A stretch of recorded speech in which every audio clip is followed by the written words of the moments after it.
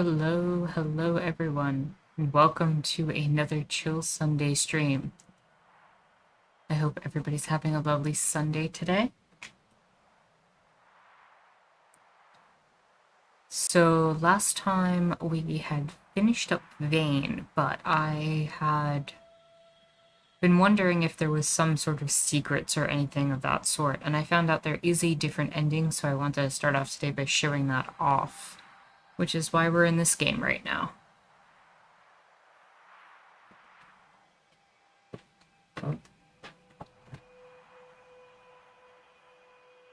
Also going to remind people to switch over to live chat so you can see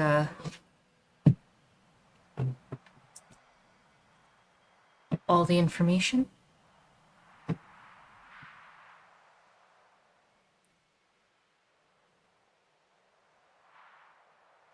Give me 1 second.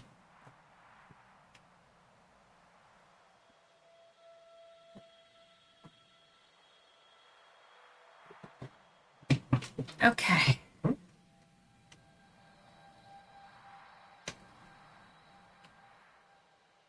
And we should be back. So the goal for today in terms of the stream, welcome Jalix. How are you doing today? Glad to see you here. Jaguar, welcome. I hope you are doing well, and it is lovely to have you here as always. So yeah, today, that's great to hear, Jalix, honestly. So today the plan is to look at the other ending to Vane, pop back into Staxel for a bit and build our portals and continue the process of building a little monument to Vane and moving on to a portal for the next game. And hopefully today we will spend some time in Carto, playing the game itself.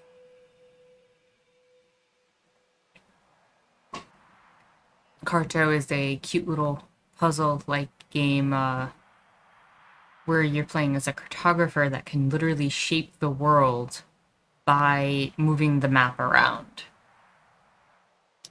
Jaguar says, I'm chilling, I'm feeling a bit creative, so I might engage in some of that today. That's great to hear.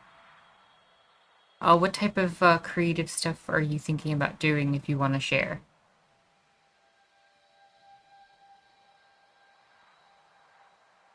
Yeah, I think it's going to be pretty interesting. Jalix. The game seems pretty calm, pretty chill. You know, I think it fits with the vibes of our Sunday games.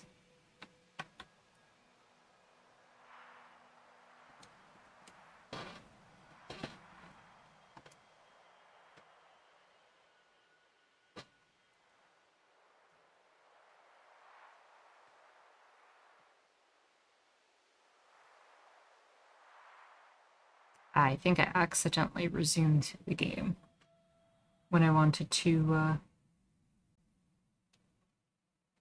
oh, the menu.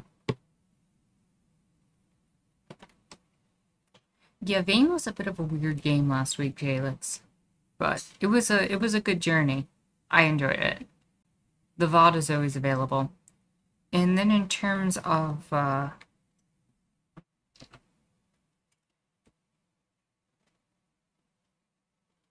I don't know, there was just a lot of weird stuff in Vane where it was like, I don't even know how to describe it. Where you had this like flight mechanic where you're playing as a bird, but then you're transforming into a kid, you're solving puzzles and going back and forth. So if you miss that, definitely check out the VOD.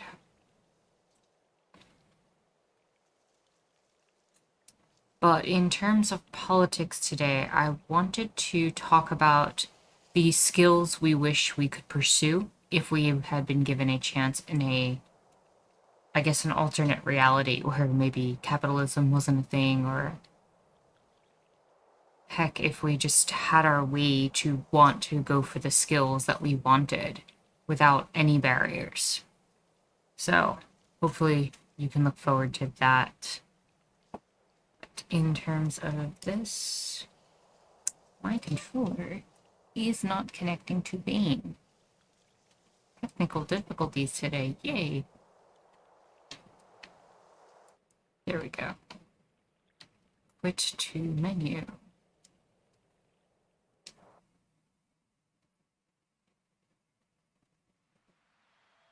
So I'm going to give people another minute or two to make their way in, and I'll just load up the last scene in the game, or the last section of the game.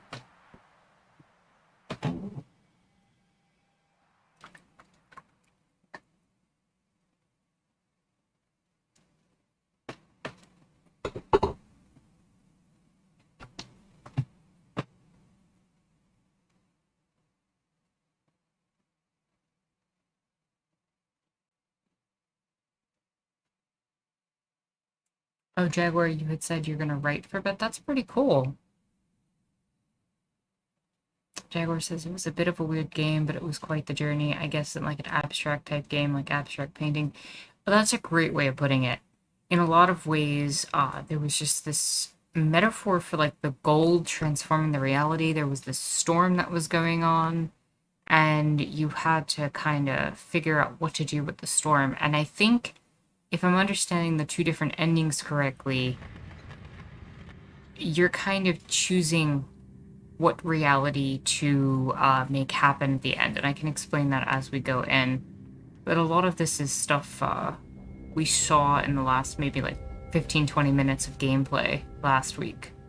Unfortunately, we don't have a closer save.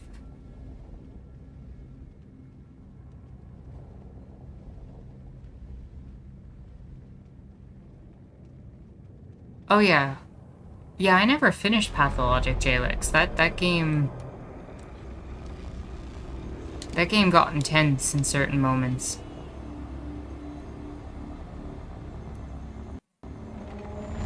It really messed with the horror themes around a pandemic really well.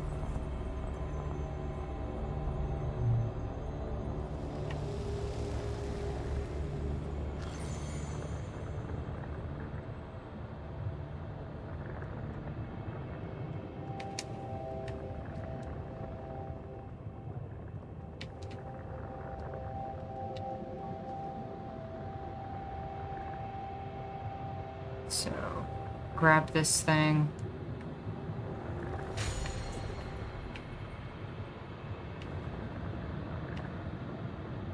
Pathologic Jaguar is this game where you're kind of trying to survive this pandemic in a town during, I think, the Industrial Revolution it was.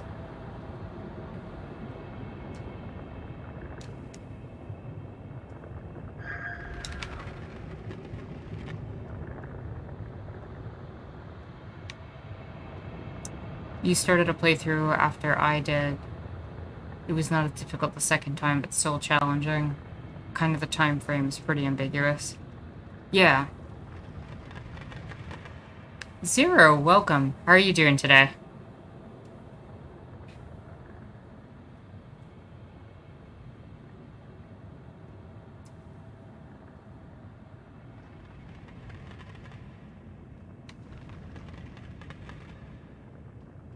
That's really good to hear.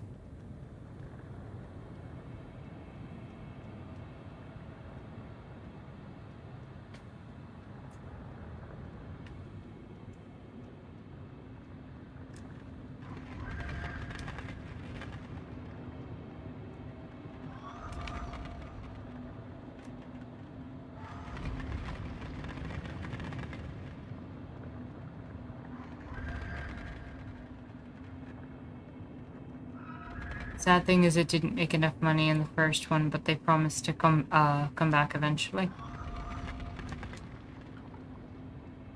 Oh, you're talking about Pathologic with the second one.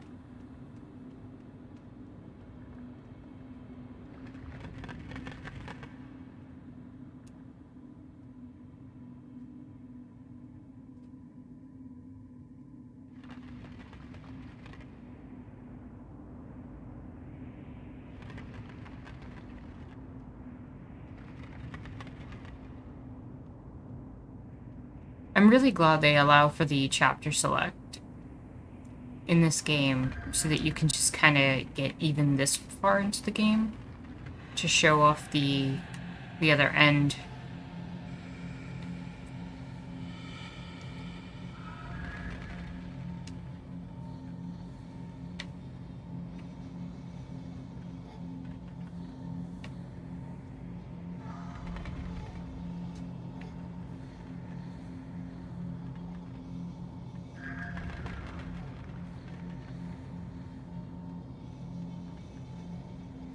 Oh no, I get what you're saying, because, like, Pathologic 2 is really intense in terms of,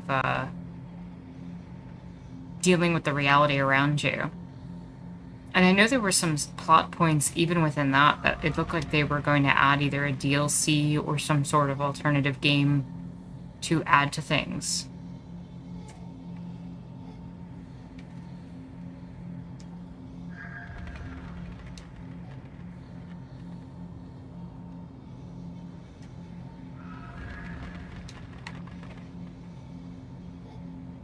Okay.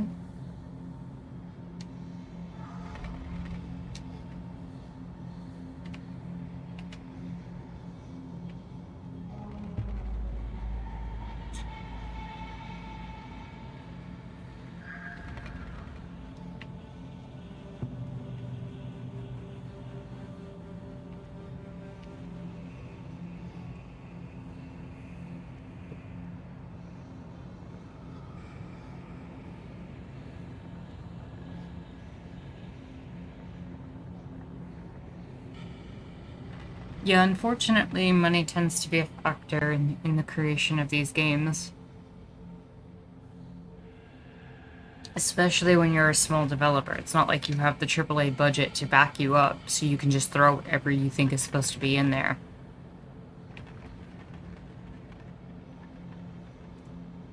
And it's always kind of funny to me, the reality that if you have that kind of budget already, chances are you're probably going to play it safe. And you're probably not going to want to take risks, and ultimately you're going to make a safer game. Whereas if you don't have the resources, you want to do something creative, but then you don't have the funds to make it happen. And that kind of ties in with some of what I want to talk about later in the stream.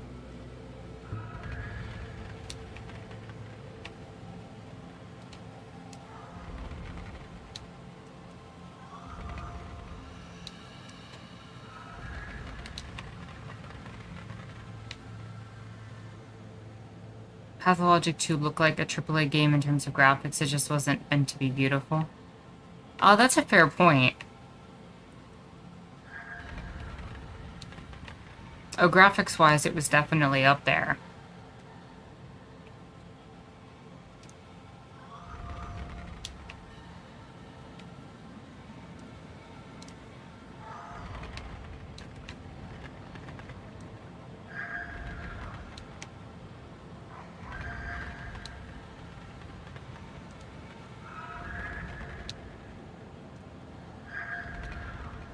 Jaguar says AAA games seem to try to cast their net super wide, so they find a formula, they stick to it, and make sure they get profits. Exactly. And the thing is, when you're doing that, you just end up repeating the same safe formula over and over again in order to just make profit. And it ends up costing artistic value.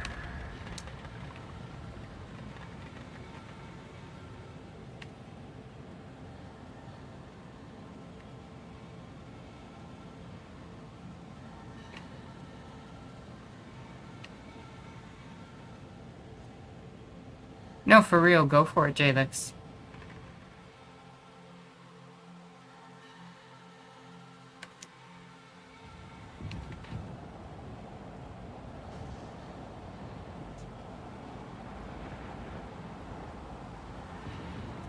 What was the video about Roblox about?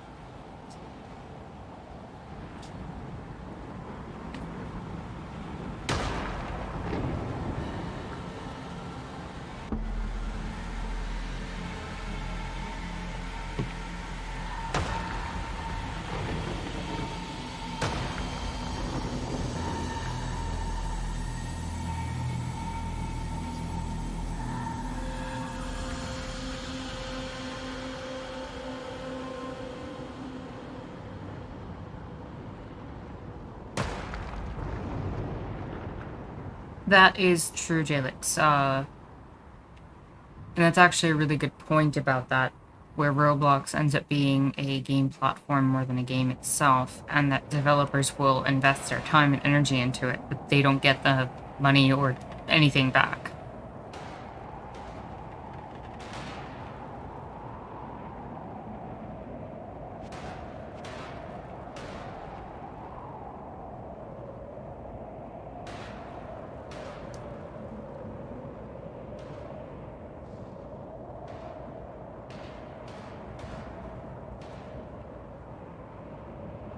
Allowing everyone to use their tools for free to make games they're comparatively easy to use. Oh yeah. And it's not even like, with like Unreal or Unity, where you can make the game and unless you make a certain amount of money, you don't really have to pay. It somehow feels more exploitative in that regard, because Roblox owns everything you make. They take 100% of everything that you design.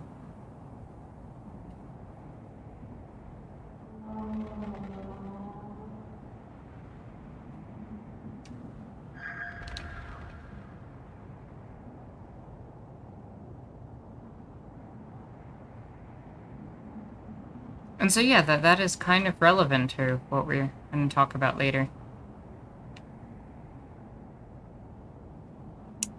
Welcome Ill State Fishing. Just found the channel and sub. Nice logo, by the way. Thank you so much. It's great to have you here. I'm glad you found the content to your liking.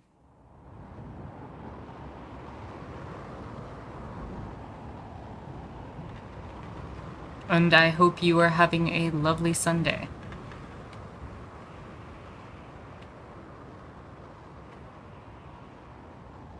Jaguar says, I didn't know about that with Roblox. Yeah, a lot of the stuff gets really sketchy when you start getting into the mechanics of designing things.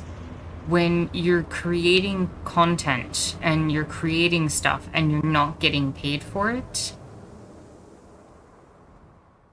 it ends up creating really problematic dynamics. Where on the one hand, you're getting tools that's allowing you to explore and play. But on the flip side of that, who's profiting off of your talent and skills and as you develop those things?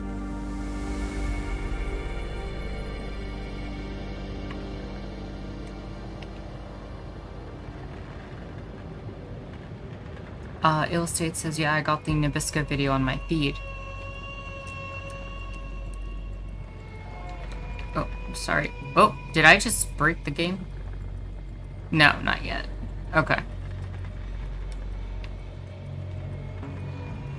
Yeah, the Nabisco workers thing is just another example of one of those cases where you have these union workers that are just getting exploited to a very extreme level. And it's just like, oh, you've had all these benefits for years, you've had all this stuff for years, but we're just gonna keep trying to take from you. Also, just when it comes to this game, if the volume is a little loud for you all, let me know. Because this game's sound levels are kind of all over the place. We're not gonna be here that much longer because I'm just showing off the other ending.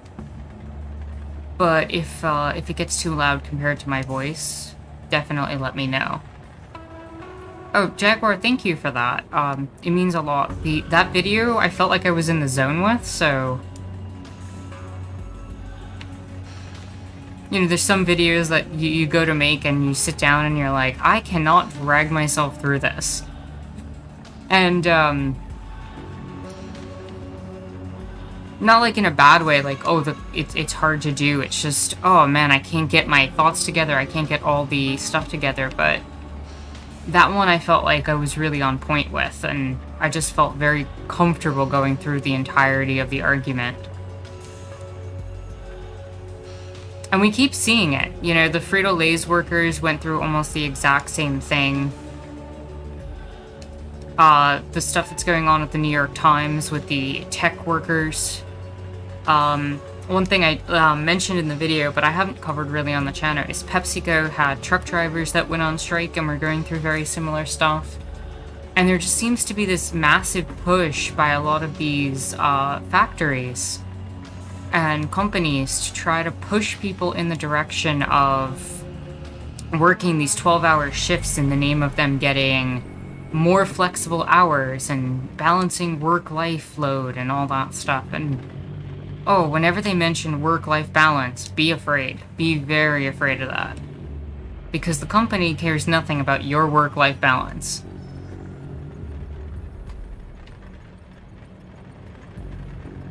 Jaguar says, I know the feeling about being in the zone. I experience that from time to time with my arts. Congrats for getting in the zone.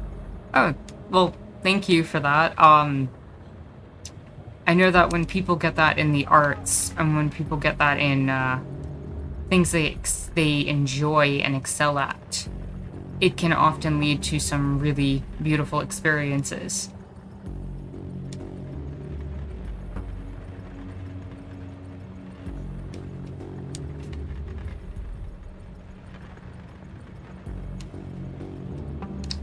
I think I missed a comment from Zero before talking about... Oh, just Roblox seems very exploitative, but that's all you know about it.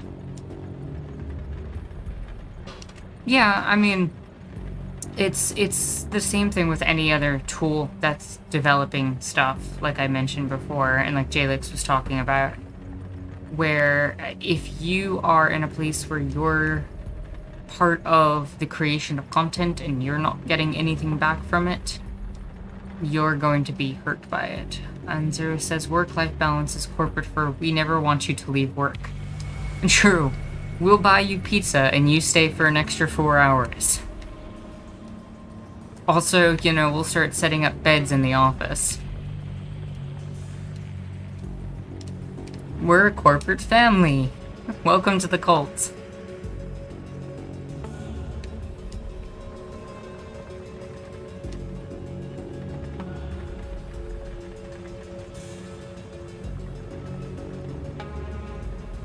I do think in this game, this is probably the weirdest part for me. Because the way the ground shifts, I just feel like I'm gonna fall through it. And I don't feel like I'm standing on solid ground through any of this.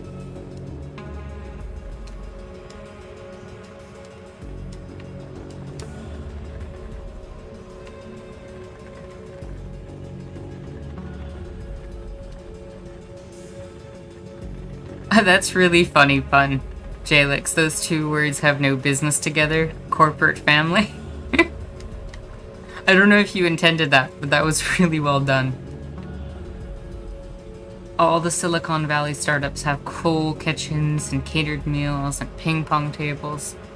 Oh yeah, take a load off, relax at work, you know? You live here now. Just wait until they start bringing back the company towns. Because that's already been a process that some of them have been talking about.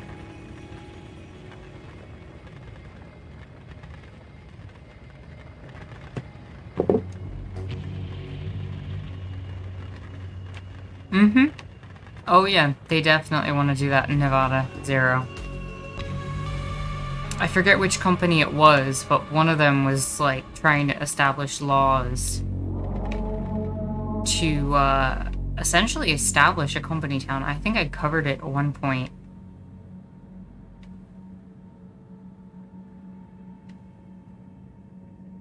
A few months back.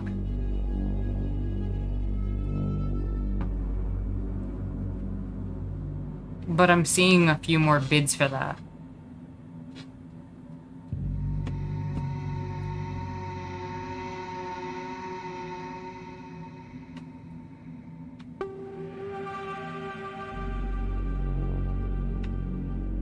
So yeah, we are almost at the alternate ending for this. So the first ending is known as the sacrifice ending, where you offer yourself up to what's known as the gold in order to stop the storm around you. And you become part of this group that gives their power and energy to stopping the storm that's affecting everything else. The alternative ending, as we'll see, is having you flee. And I don't know what it's supposed to represent exactly, and what this storm is even supposed to mean, but I know that the gold is supposed to be the thing that you can offer yourself to in order to stop the storm here.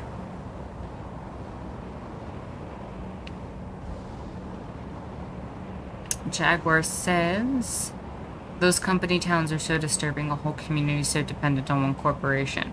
Did I just fall through? I fell through the floor. I didn't even know that was possible in this area. That's funny. You also did that one video with the agriculture workers who can't unionize because they live on the land they work on and the owners won't let union reps into the living areas. Oh yeah. That's a really good point to bring up, Jaguar. Whenever you can isolate people and pick them off like that, you can essentially control their lives. Zero says the company gets to dictate every aspect of your life in a company town. They own you. Yeah, and it often ends up being that even the money you're paid in ends up being like company dollars, and I'm waiting for the crypto equivalent of that in the future to happen. Don't worry, we'll pay you in silicon bucks. How long until Dogecoin is the official currency of something? Elon bucks. Oh god. He would put his face on a coin. He would.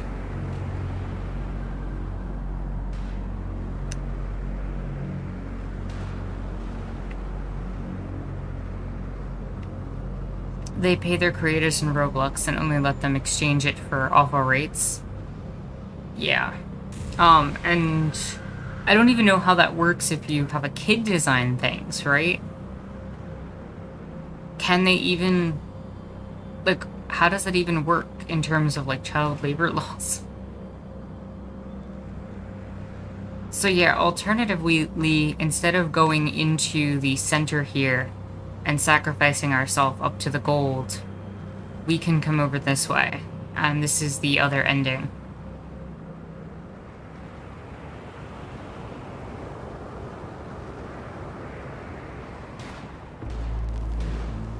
And we fly off.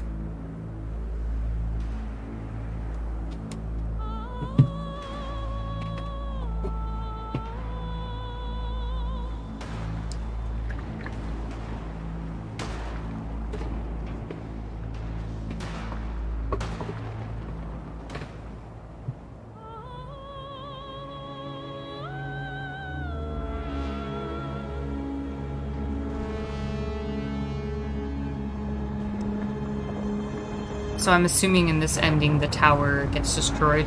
Yep.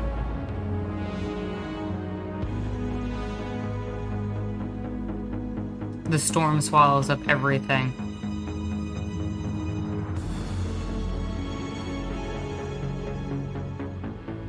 No, that singing was really well done.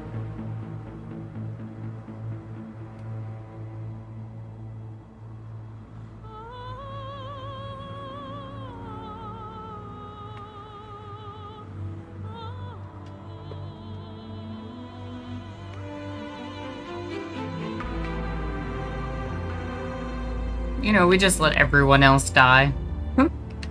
So we can soar free. That's an ending. I didn't even know this was here, so I'm glad we took the time to go back.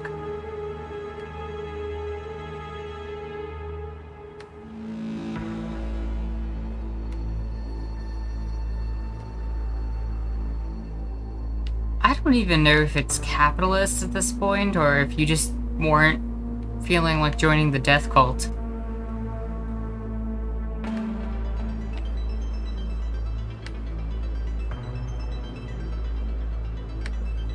I could see it both ways.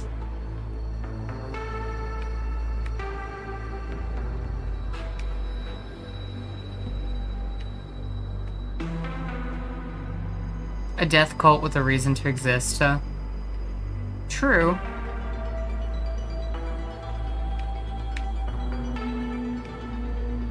But I'm still not 100% sure what the gold is meant to represent. Is the gold supposed to be something malevolent? Is this, like, what's its correlation to the storm itself?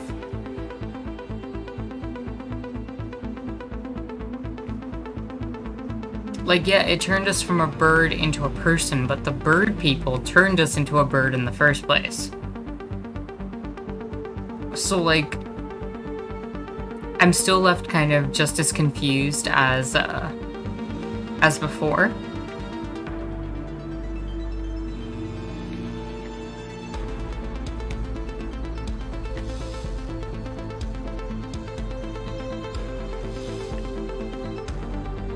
I like the music on this ending.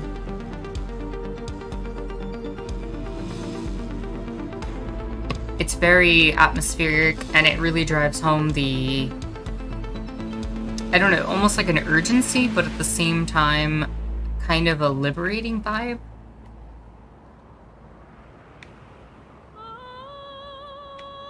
Especially the singing. The singing kind of has that, like, everybody has made it out of the situation.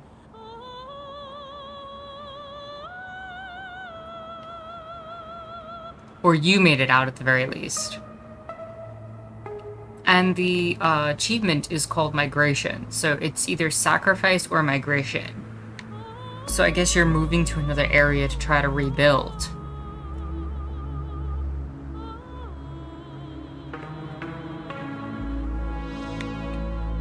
It's kind of hopeful, right? That's the vibe I get. Gangle, welcome. How are you doing today? I'm glad to see you here on this lovely Sunday. And, that is the other ending to Vane. Thank you for playing. No, thank you for creating a lovely game, developers. I may not understand it all. It was very artistic, but I still enjoyed the experience, and I'll have to think more about it and try to piece it together. But I'm glad we got that second ending.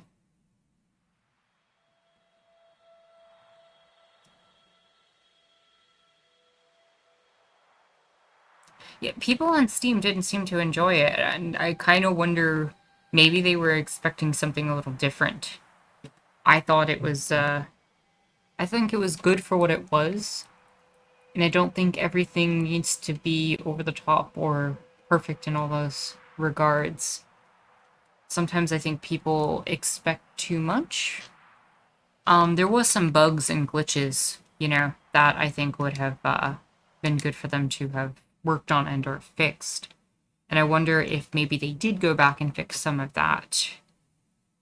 And the reviews were more for when the game first came out or something like that. But I'm going to pop back into Staxel so we can continue to build up our monument to having beaten Vane, and then build the portal to Carto, our next game. So bear with me 1 second while I load in the next game. Yeah, a lot of times with these type of games, if you end up in a situation where there's bugs and everything like that, people don't necessarily go back and fix their reviews when the game is done and it's fixed. And for smaller developers, I think that's more of an issue than with like larger developers. With the AAA games, you're gonna have somebody come in, you know, you could have hundreds of people buy the game later, you know, when the game's discounted for like $5, and they'll see the full fleshed out game and they'll rate it highly. But with an indie game, if you're dented near the beginning, that's going to affect you.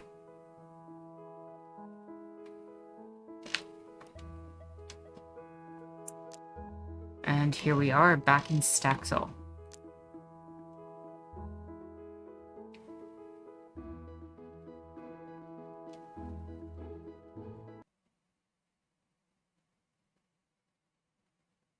Yeah, well, they can afford a lot of the QA testers, JLix, but the problem is with the way DLC's been handled and everything like that, and the way day one patches come out, it ends up being this thing where they don't really have to.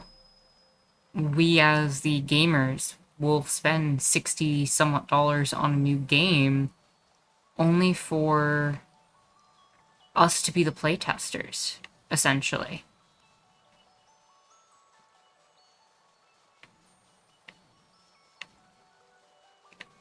I'm actually surprised how, well, given that tower and given everything, how much the birdcage I made actually worked out in terms of what the game was supposed to be about. So I'm gonna build a little bird out here, but I don't know how to do this yet. I'm gonna think about that.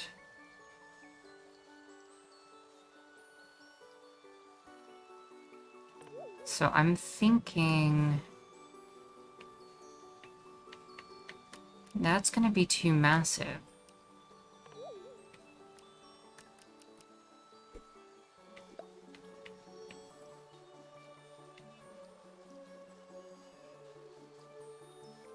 How do I want to make the bird?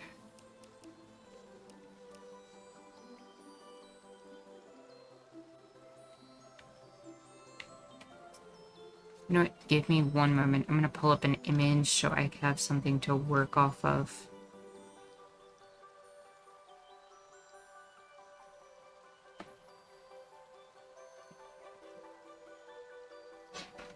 Um,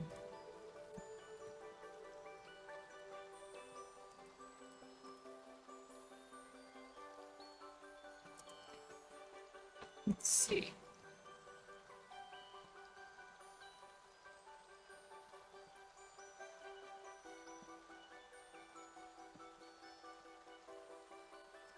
You know what? That works. I think I can.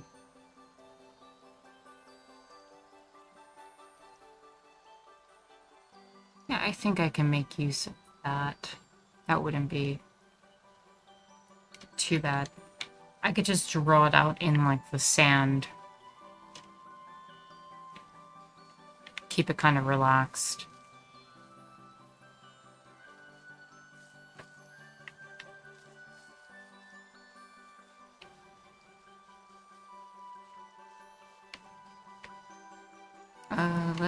Let's do this for the back feathers. 1, 2, 3. Oh. Fell asleep.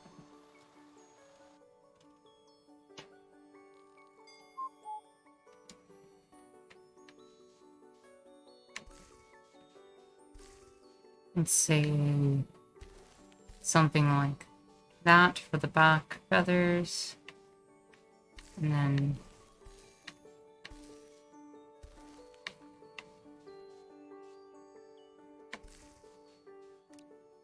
bring it in using these.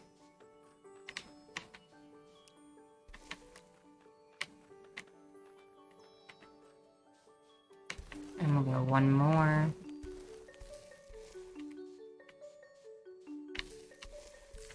Three. I'm actually kind of just drawing it flat on the sand. So I think it will actually look better, like from an aerial shot. Something like that. Than building something like a statue like I have with other things. No worries, merchants. It's always good to have you here, and I'm glad you can join us.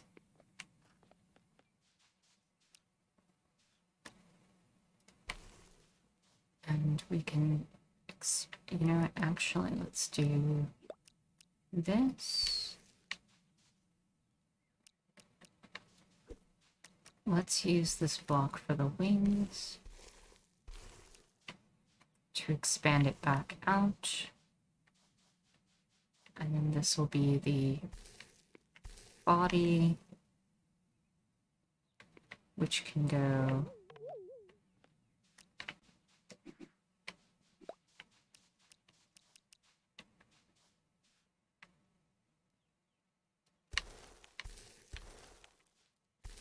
to a point like that. And then we need a beak of some sort. What can I use as a beak?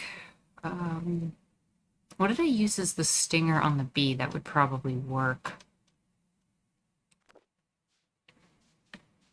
I can figure that out after. Let's make the wingspan come out. I think I might need to make this a little bit longer. Not sure yet.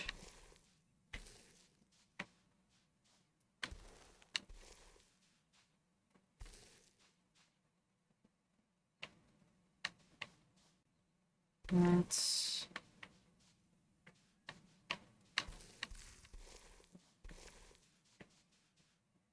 Mm-mm.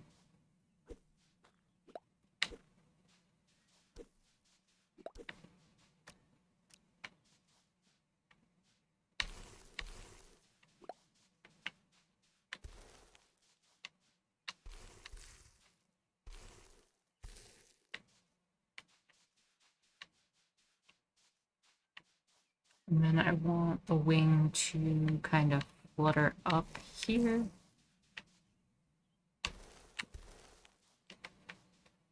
Let's see how that's...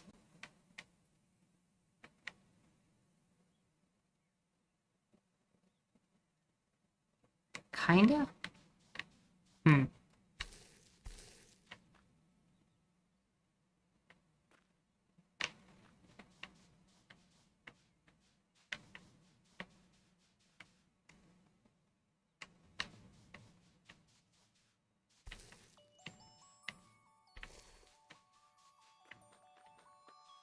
Let's see if I build the other one kind of the same, that might do it.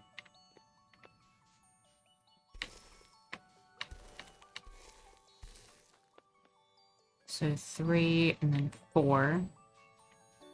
1.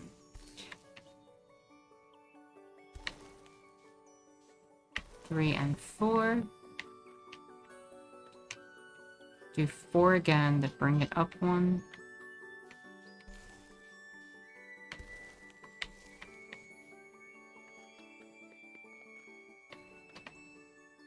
Yep.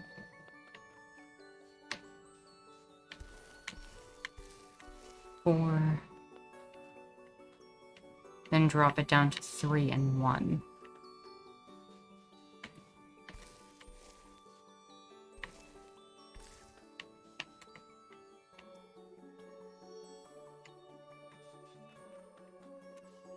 And then maybe raise that up like that. I don't know if that would be helpful for the effect I'm going for.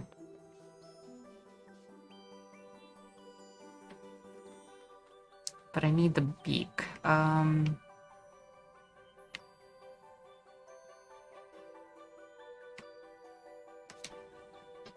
What could I use for a beak? You know what? Let me go check what the bee used for a stinger from Bee Simulator, because that'll probably be a good indicator.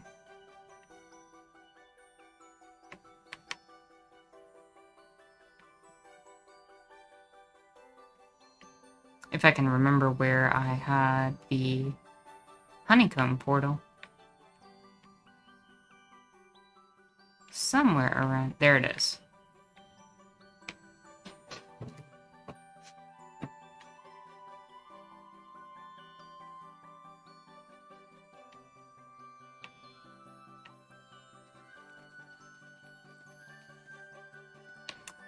I use the lamp.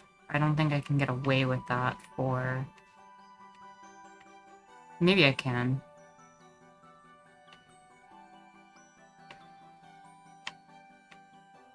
Because I couldn't get the stalagmites or stalactites to adhere last time.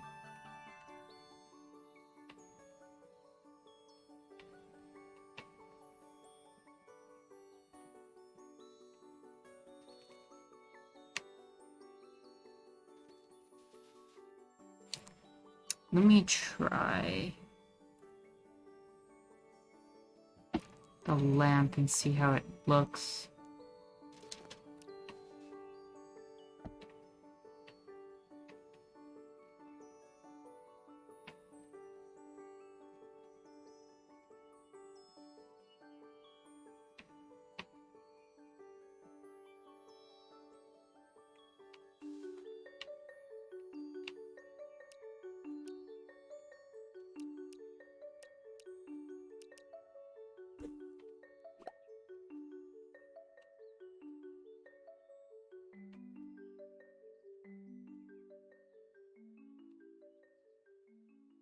I don't know, I kind of like that.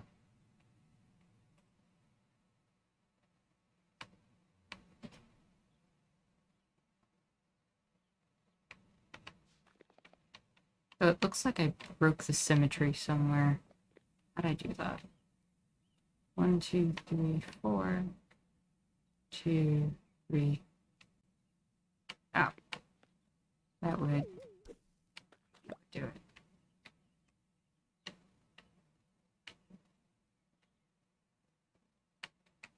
And then this should have 1, 2, 3. 1, 2, 3. And then it tapers off.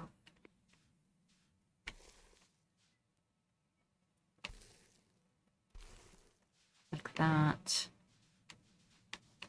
And then I should have 2 up here, which I do. But 2 should be there. 2, 2, and then 3. 2 and 3. There we go.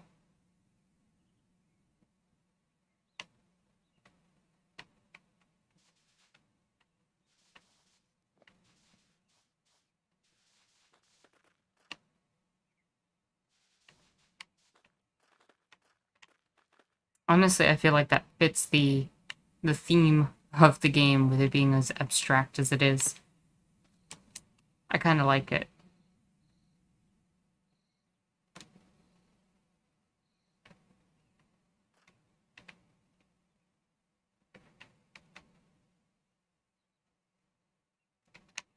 So next we need to make our portal to Carto and start our next game up.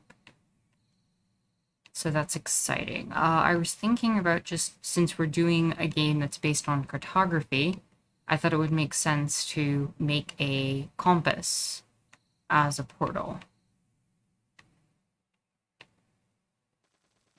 And given that a dynamic of the game is also involving ships, it definitely makes sense to build that near the ocean, but I want to do it far away from the other one, so it's not like on top of each other. So I want some sort of wooden plank of some kind.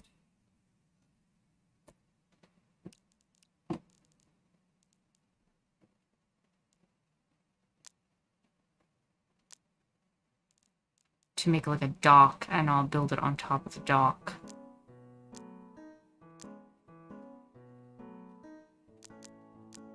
So which kind of wood do I want to use? I think that would be a decent, maybe? Let me see what else there is. I know this is what I use for the ship.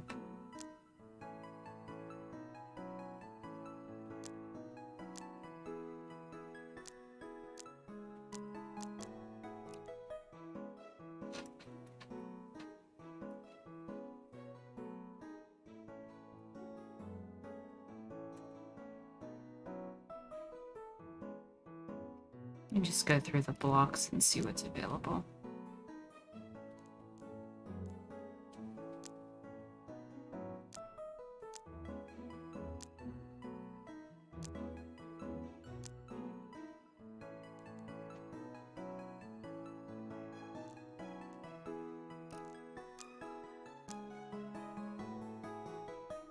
I think I'm fine with the block I picked out.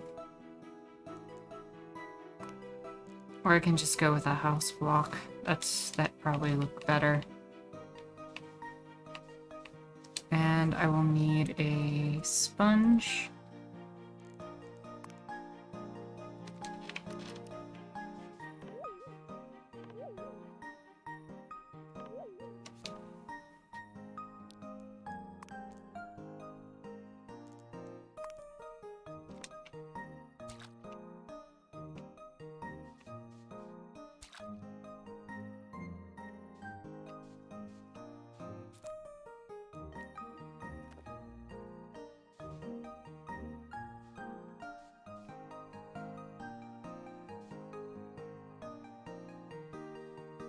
You know what? Let's build it on top.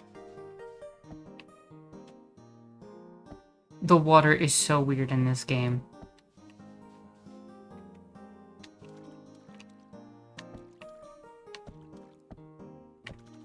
You are 100% correct on that, Jalix.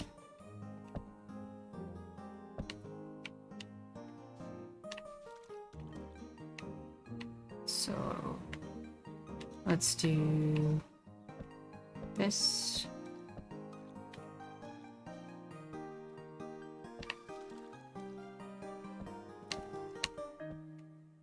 Where we get this kind of elevated dock effect.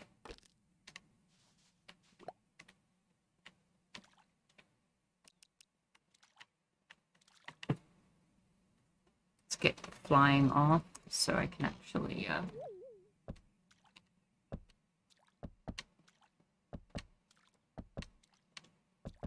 functionally build.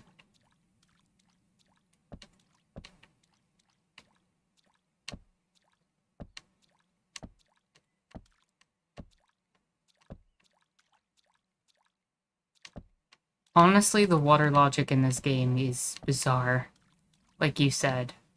And it would not surprise me if that's part of it, where they didn't want to program it. On some level, I kind of prefer it, weirdly enough.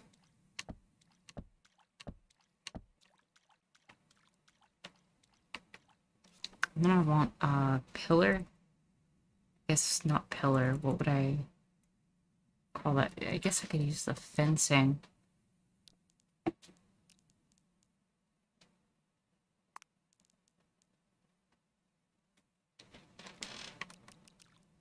And place it kind of like... I guess not the tall fencing. Okay, the smaller one would fit. Be that.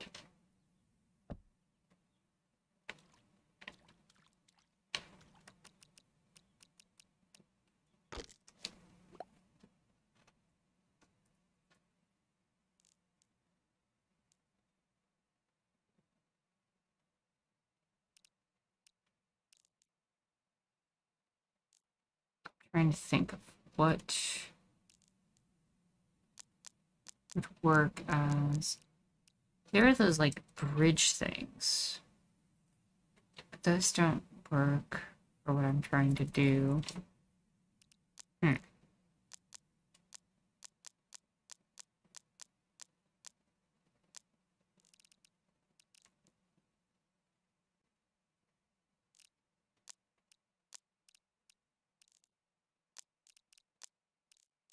Let's see.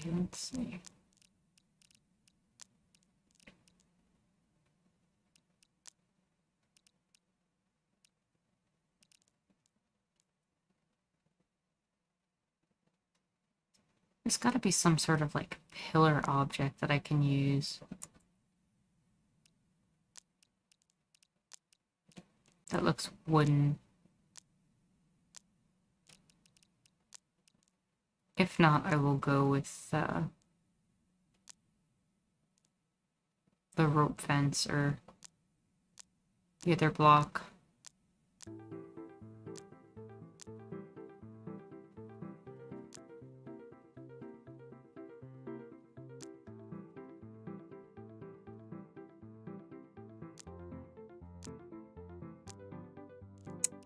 Think fencing it is.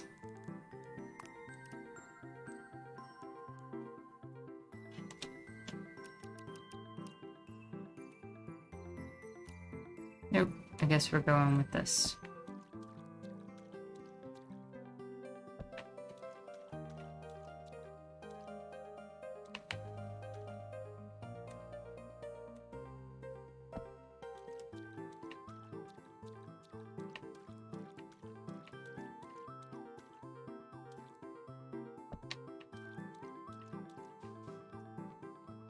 And we can build the portal here.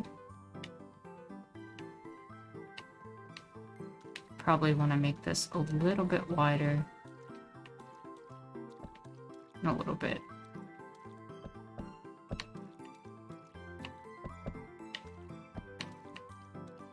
Further out.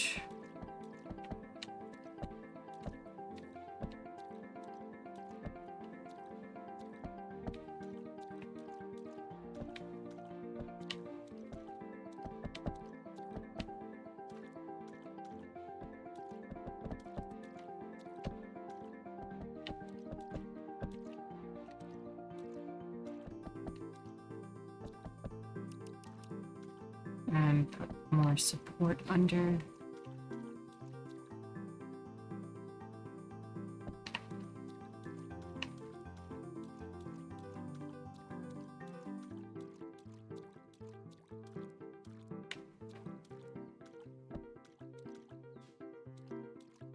And move this just one block forward. There we go.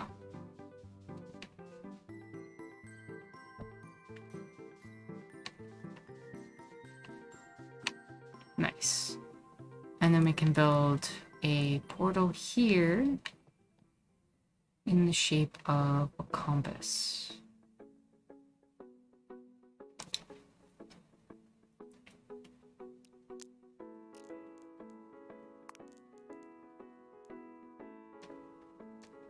Can use that block.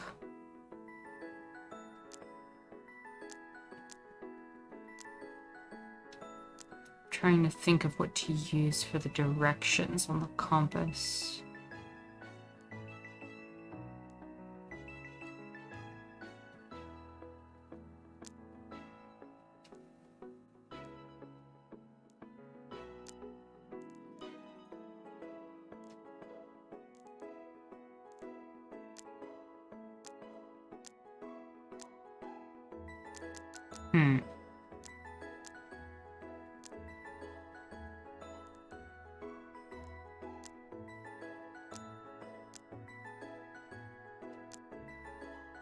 Let me build the King Cyrus. Welcome. How are you doing today? Glad to have you here as always. Doing pretty good. We just saw the other ending to Vane. We are now building our portal to our next game, Carto, and hopefully be joining that soon.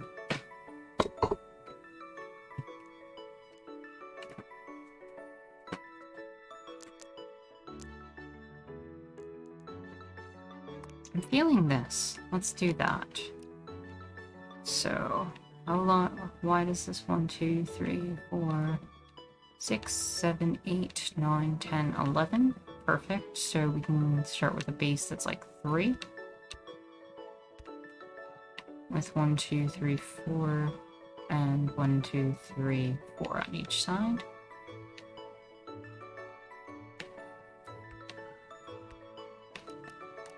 And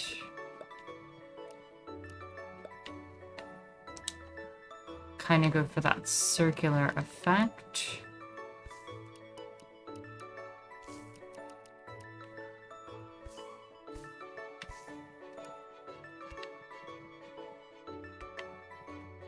I think I'm going to build the actual thing and then I'll figure out how to layer it.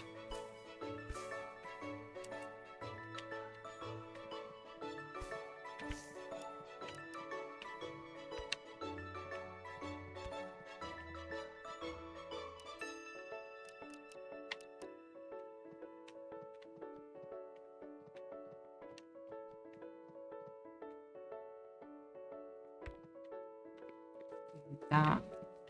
Since I don't have flight on. I'm probably just gonna be better off turning flight on to fix this. Playing some Batman? Which Batman are you playing, King Cyrus?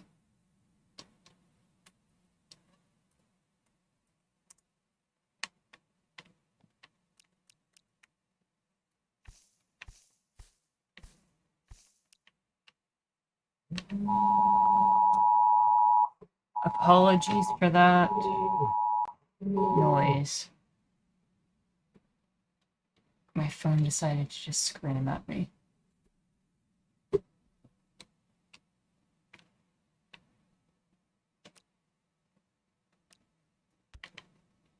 Arkham Asylum? Nice.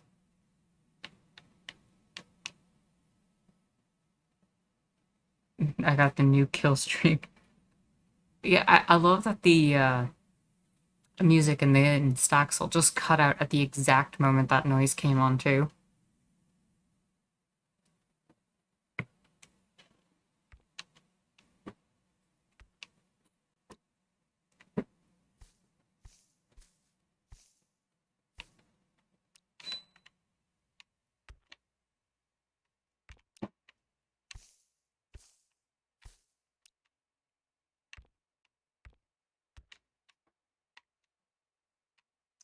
Oh, you know what? I should have made this taller. I know what I want to do with this.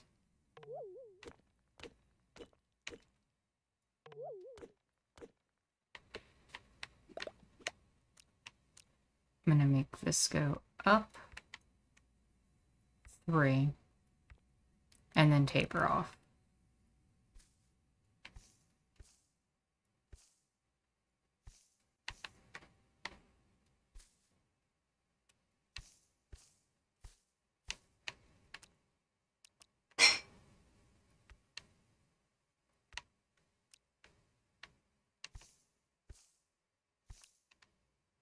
And so that's the outline of the compass.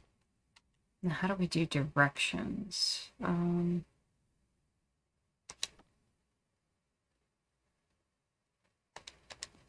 gonna want a point in like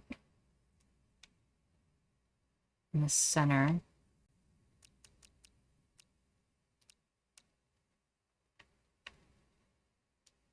No, I want... Are you serious? Okay.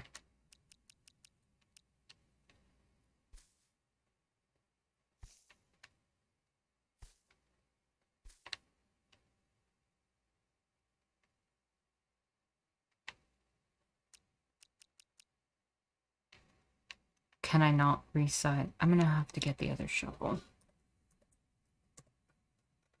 Like the weakest one.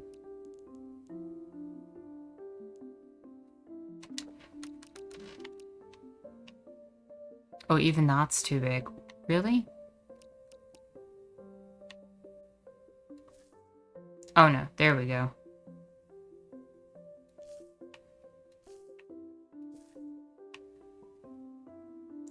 Fill that in with something that stands out against this.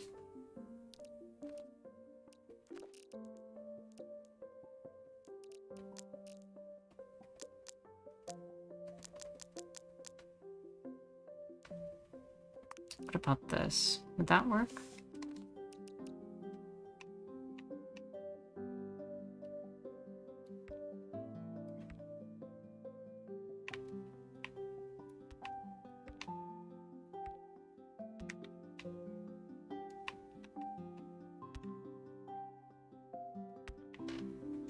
And then maybe something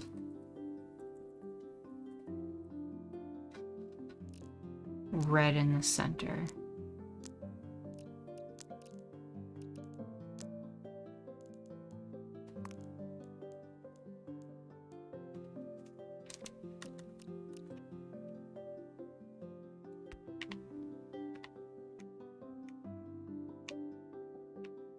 Does that look ominous? I wasn't intending that to look as ominous as it does, but it also is kind of cool. I don't know if it looks like a... compass like I intended.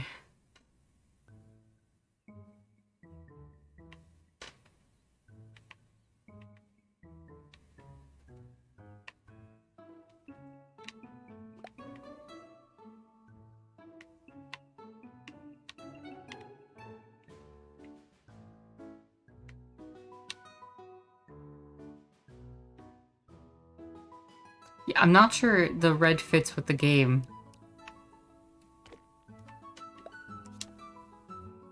I was going for a very different vibe with the red. Maybe a mushroom block would do better.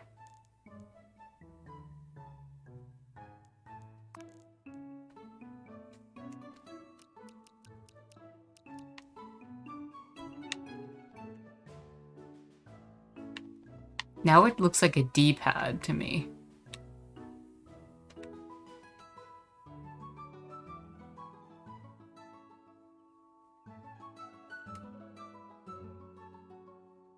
Maybe put one red block where north would be. Oh, that's actually not a bad idea. Put the mushroom block at north.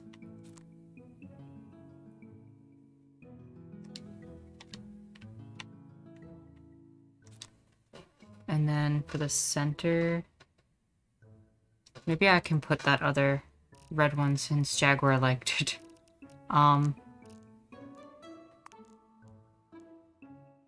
Let me see how it looks now. I wish there was just a way to point, like a pointed block of some kind.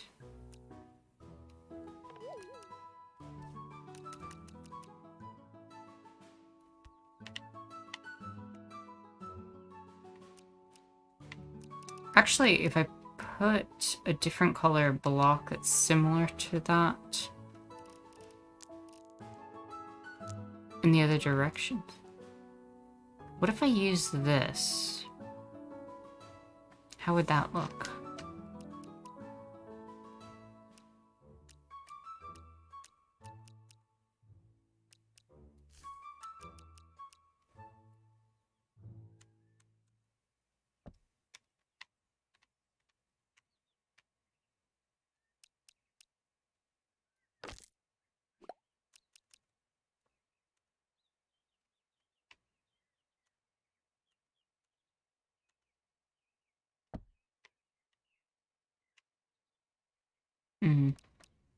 That is not working like how I wanted it to.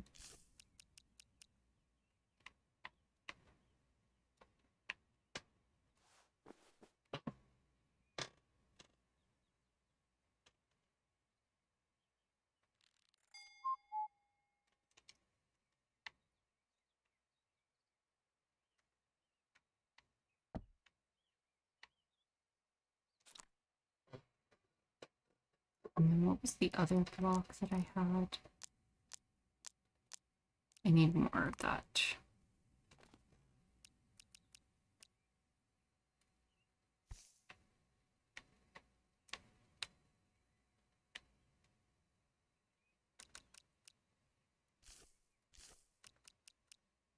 And then I can put this that way.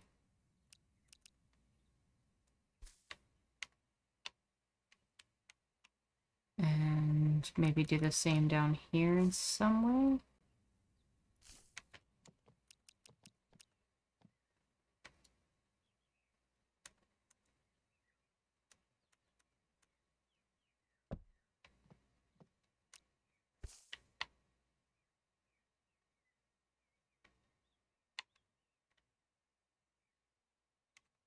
And then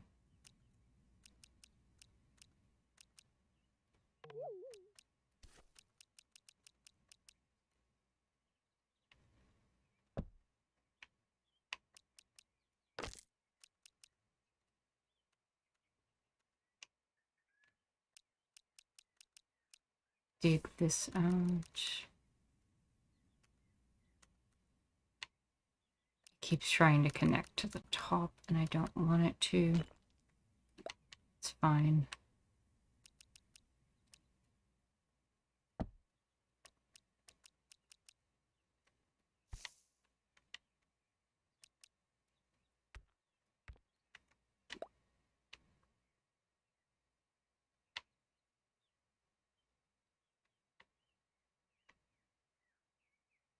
I don't know, what do you all think?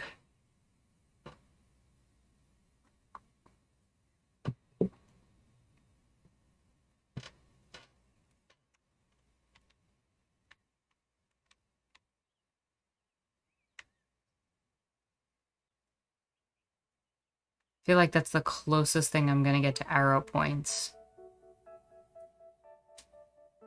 The left one? What's wrong with the left one?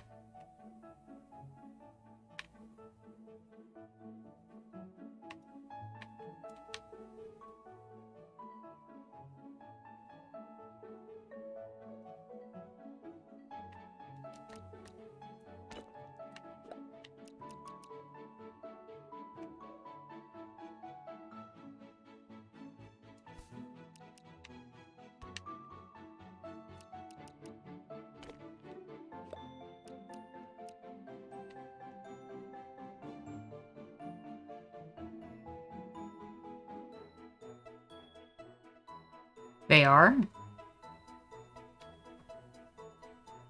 Am I not seeing it?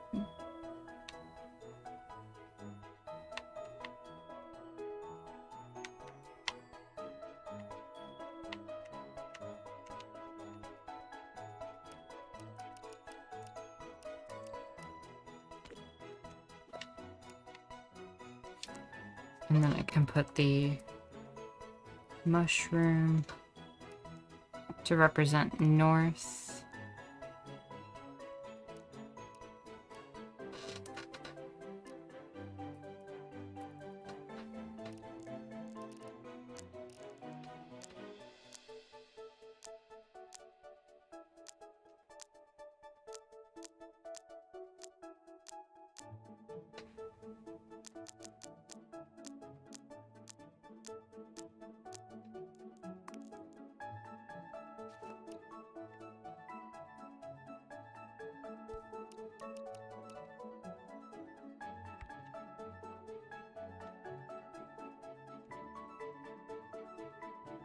It's an angle of where the game character's at. It'll kind of like it was a different color.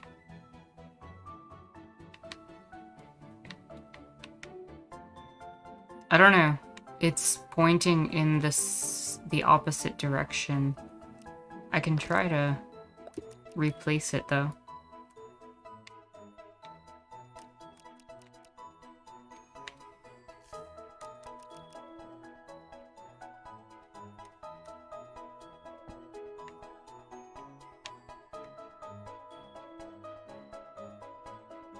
This music has Christmassy anticipation. Yeah, this music is super chill. Staxel has one of the best soundtracks in my opinion. Just in terms of being a relaxing, enjoyable experience. It's why I like to come back to it every now and then. In between the games. But I think that's as close as I'm gonna get to a compass. Unless I... Because there's no arrow. Unless I use the weather vanes. I could use the weather vanes. Let me see how that looks. That might look ridiculous.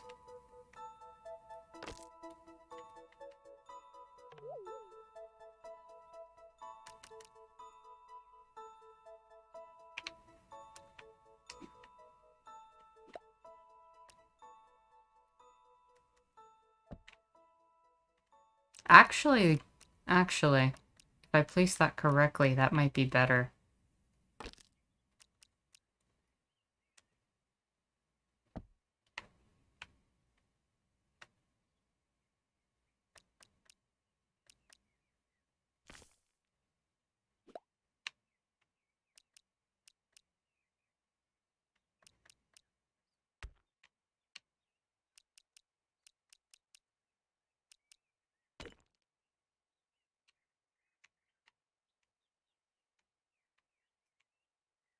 Do we like the stairs being used, or do we like the arrow? Because the arrow is likely going to end up being covered up slightly.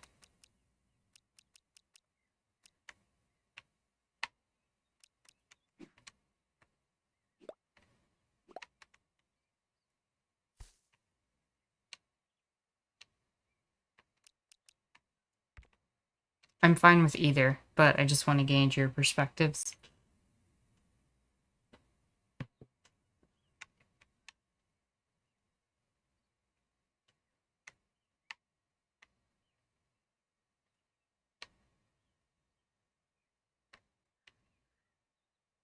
Also, it might be difficult for me to point it down. I think I'm gonna have to go with the stairs. Regardless, actually. It was worth a shot.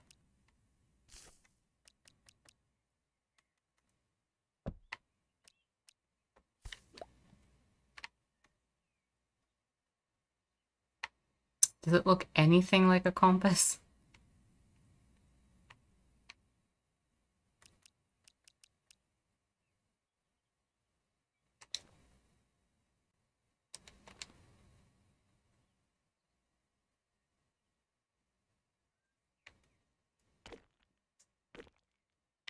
Part of me's like, could I use something that kind of makes it look like this is more connected? Maybe the white isn't the way to go.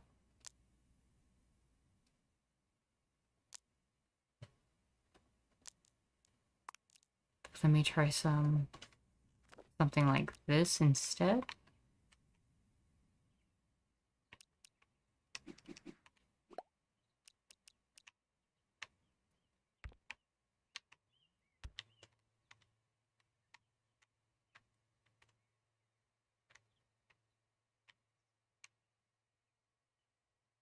I feel like that makes it look like an actual arrow pointing a little bit better than the white did.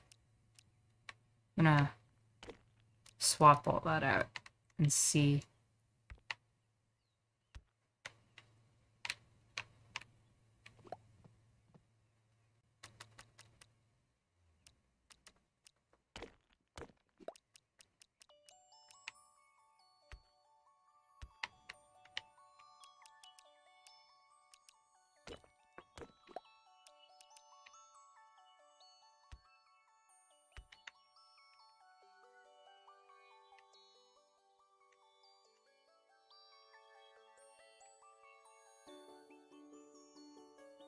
Hmm.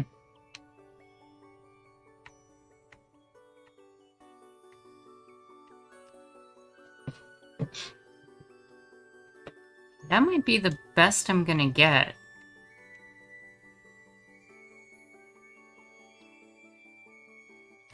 Yeah, I think the black is better as well. And then I was actually considering the possibility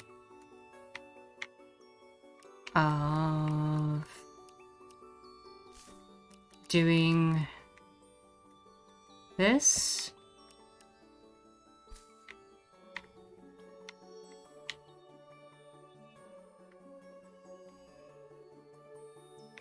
To kind of create the effect that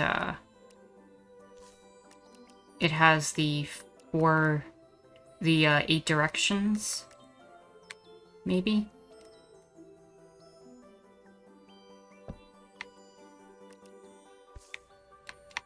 Let's see how that would look.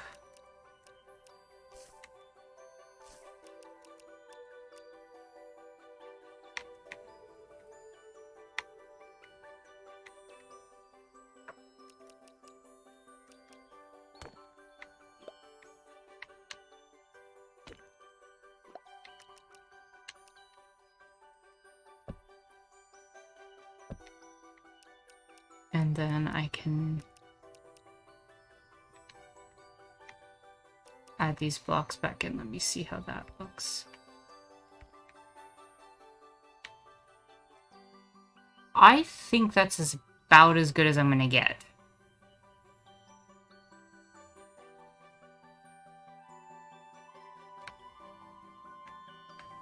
Actually, I need those to be upside down. I made those the wrong way.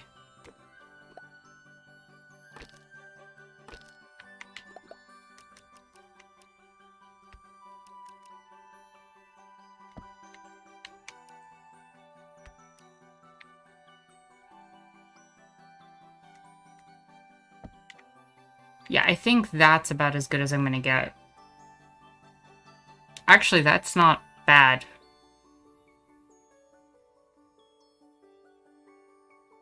I think that's a lot better.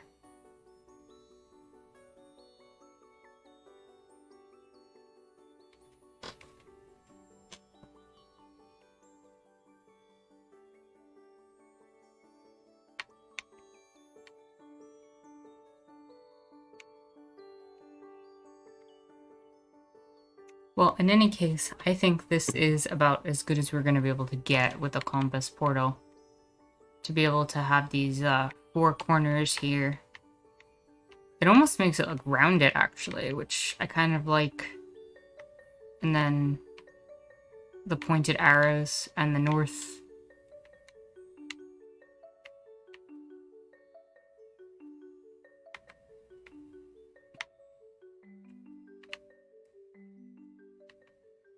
So let us head into Carto then.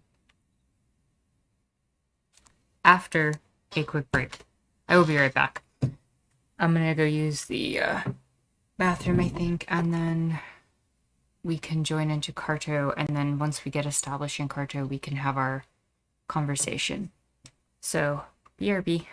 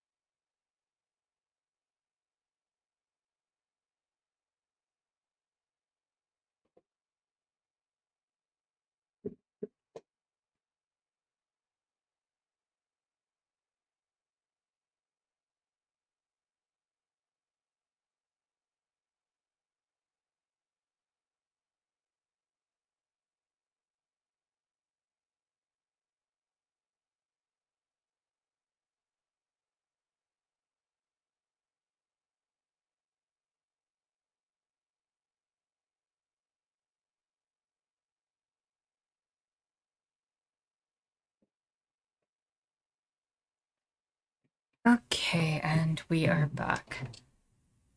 Quick, now that Tara's gone, let's all say nice things about her. Aw, Zero, that was so wholesome.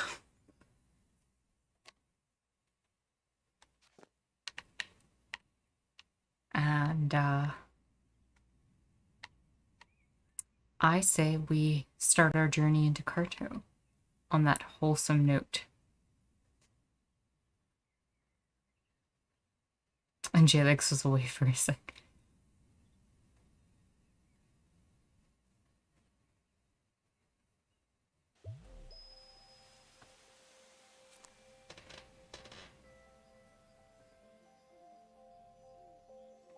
Yeah, I really like how the compass came out.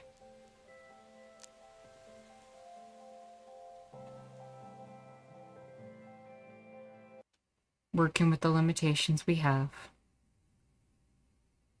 Let's load up Carto now.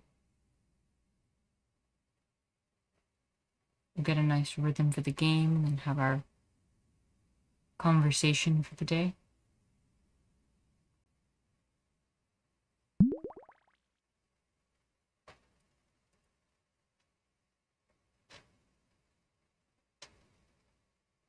See if it picks it up.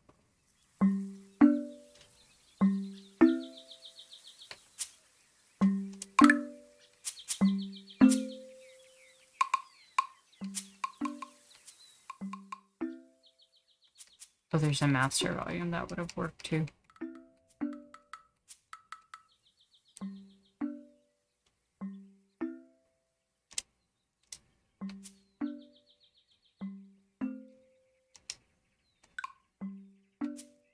This does look cute.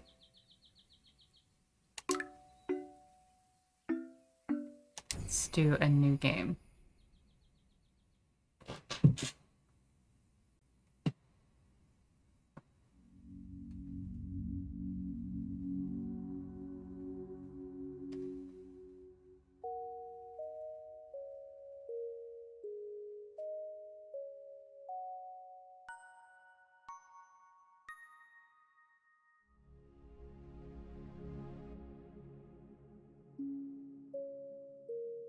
So you take a piece of the world, and it moves.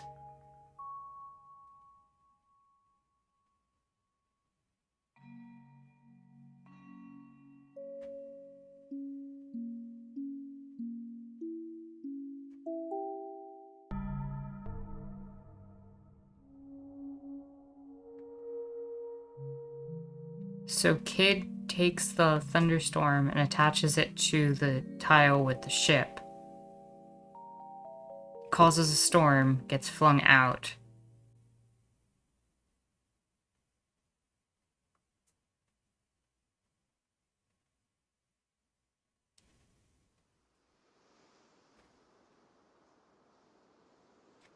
And now we wake up.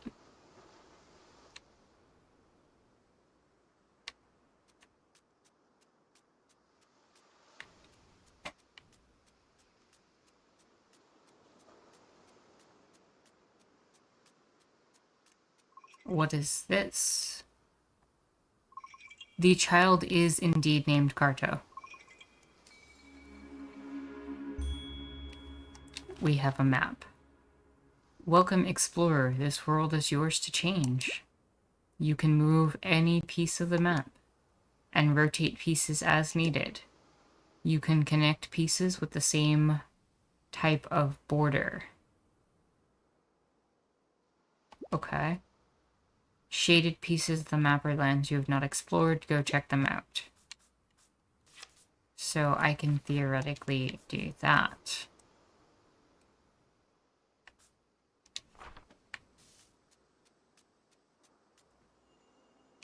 Interact. You found a new map piece. A bit like Carcassonne. What is that, Jalix? I'm not familiar with that. Is that a different game? Connect the new piece to the existing map to reveal more of the world. Pieces of the map have been scattered everywhere. The more you find, the bigger your world will grow. So, where can I add this new piece so that it actually connects?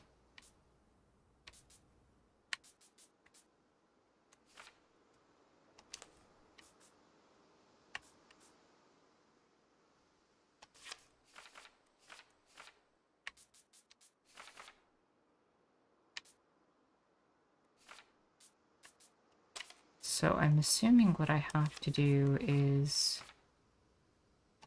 maybe something like that, and then I can now go explore that.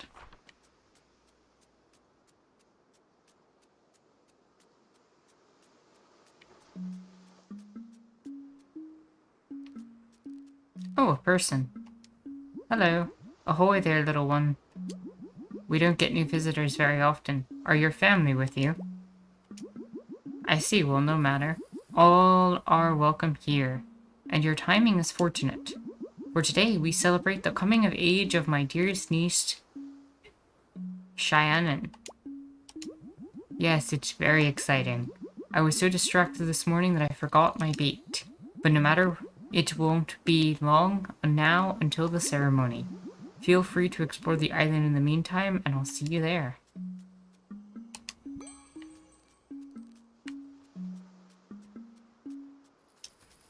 So I got another piece of map.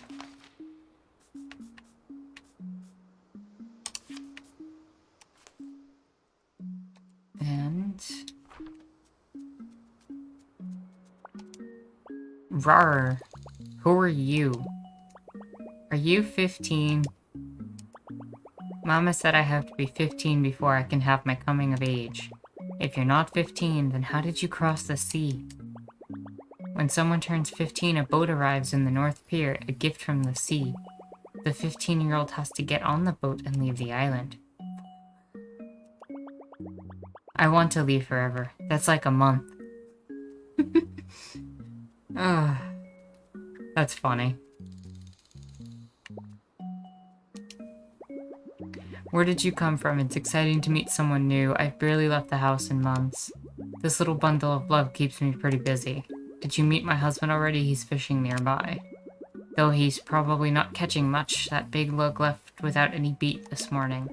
I guess we'll just have to rely on the whims of the ocean as we always have. Why are there adults here then?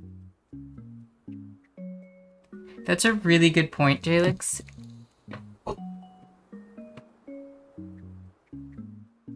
I mean, he's probably exaggerating. Or maybe when you're 15, a boat comes and gets you no matter where you are and brings you somewhere else. So maybe they didn't start here and they got moved here. Good thing this little ladybug likes fish. Not like that filthy little fusspot over there. Hey. Have you visited the other families yet? Helen and her family were the first ones to come to this island. They live right on the sea. Sia is my sister-in-law. She lives in the forest with her family. Her daughter, Shannon's coming of age is today. I can't believe it's here already. A jar. No one's inside. Another piece of map. This game definitely fits all of the vibes of a chill Sunday stream, and I'm very happy about that.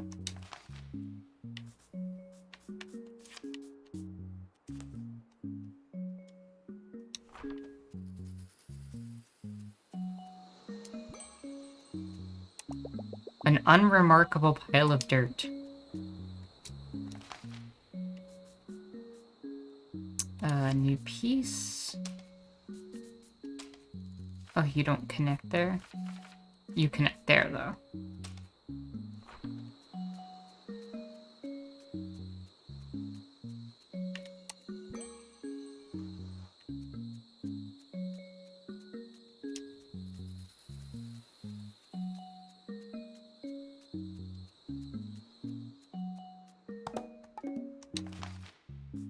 And another new piece.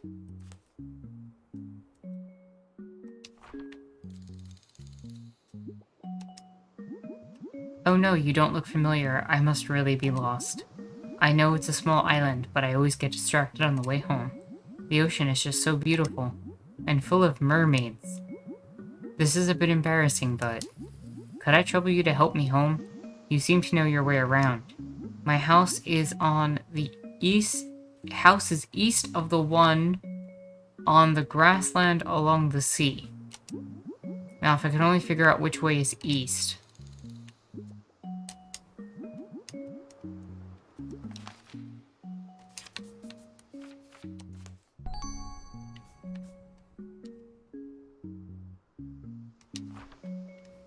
Oh.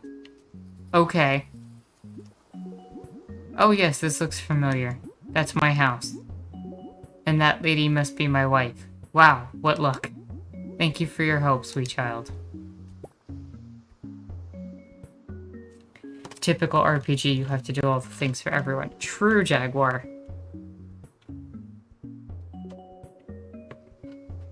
Nobody in the world could function if we didn't exist.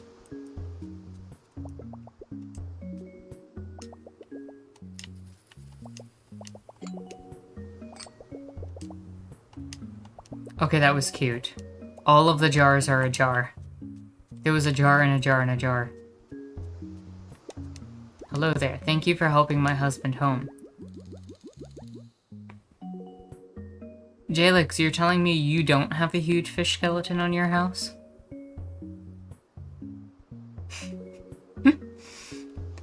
I love him, but he'd forget his nose if it wasn't attached on his face. I don't think I've seen you here before. Are you from another tribe? What are your traditions? Our people are pioneers at the sea. Once we set sail, we settle on the first island that we find. We feel so lucky it was this one. We just love it here. Doing things for strangers is how you build community. RPGs teach solidarity. RPGs need more mutual aid.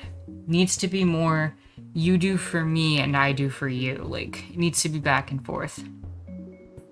I want to see a game where you start doing quests for NPCs and they start doing favors for you back. Randomly. Not like Or maybe, like, your reputation grows and, you know, you're seen as part of a community in that regard. And you end up not just getting direct help from the person you help, but someone else helps you because they know you're someone reliable and you do good for the community. That kind of thing. It would be an interesting dynamic and not have it be equal exchanges. I don't want it transactional, if that makes sense. There was a Zelda game where you make friends and they come help you fight your way to the final boss. That's cool. Have you met Shianen yet? She's very special to us. It will be hard to say goodbye, but we're excited for her. I'm sure she'd like to meet you if you get the chance.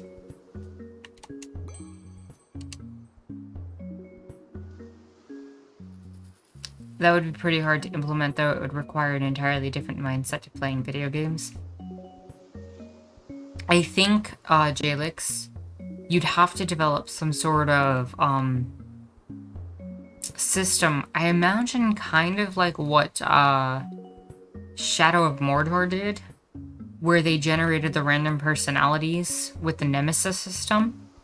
But based on your actions with doing something good for one person, other people would respond differently and randomly to the increased amount of things that you did, to wanting to provide for you as well, but it wouldn't be in a transactional sort of way. That's how I would imagine something like that.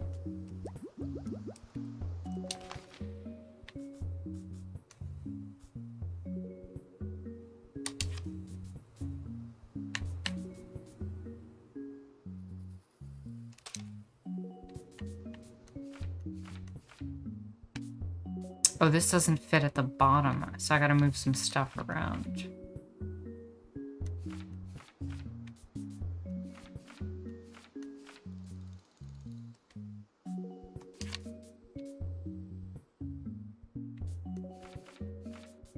Like, what if I move...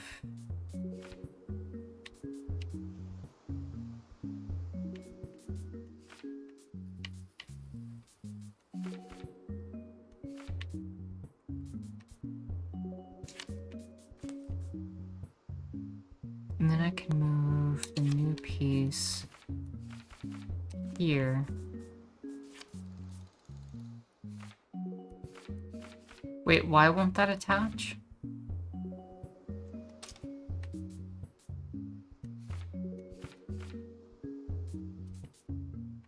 Oh, I have to match biomes, basically. Well, I don't need that piece right now, so...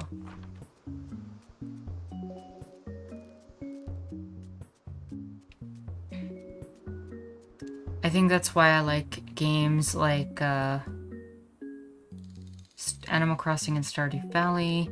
You're friends with the inhabitants of the town and you form relationships. Yeah, I agree, Jaguar. It would be really nice to see more games move in that direction, because not everything needs to be competitive, not everything needs to involve shooting, not everything needs to involve violence.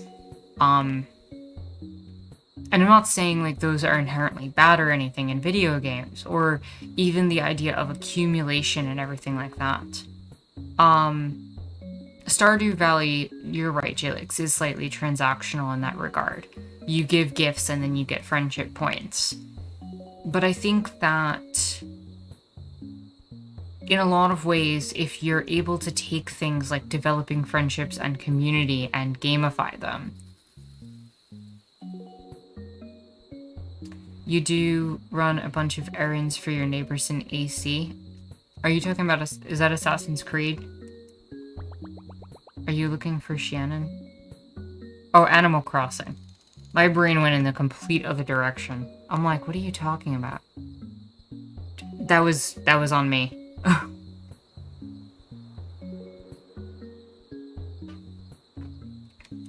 Thank you for clarifying, Zero. Are you looking for Shannon? She lives in a forest way bigger than this one. Okay. We found 2 map pieces this time.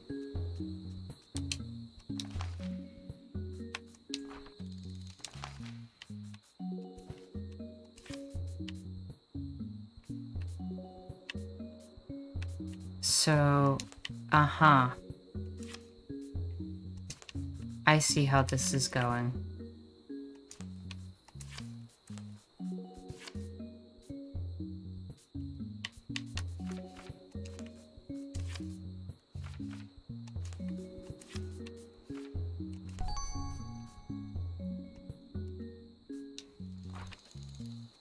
This is so cute and cool.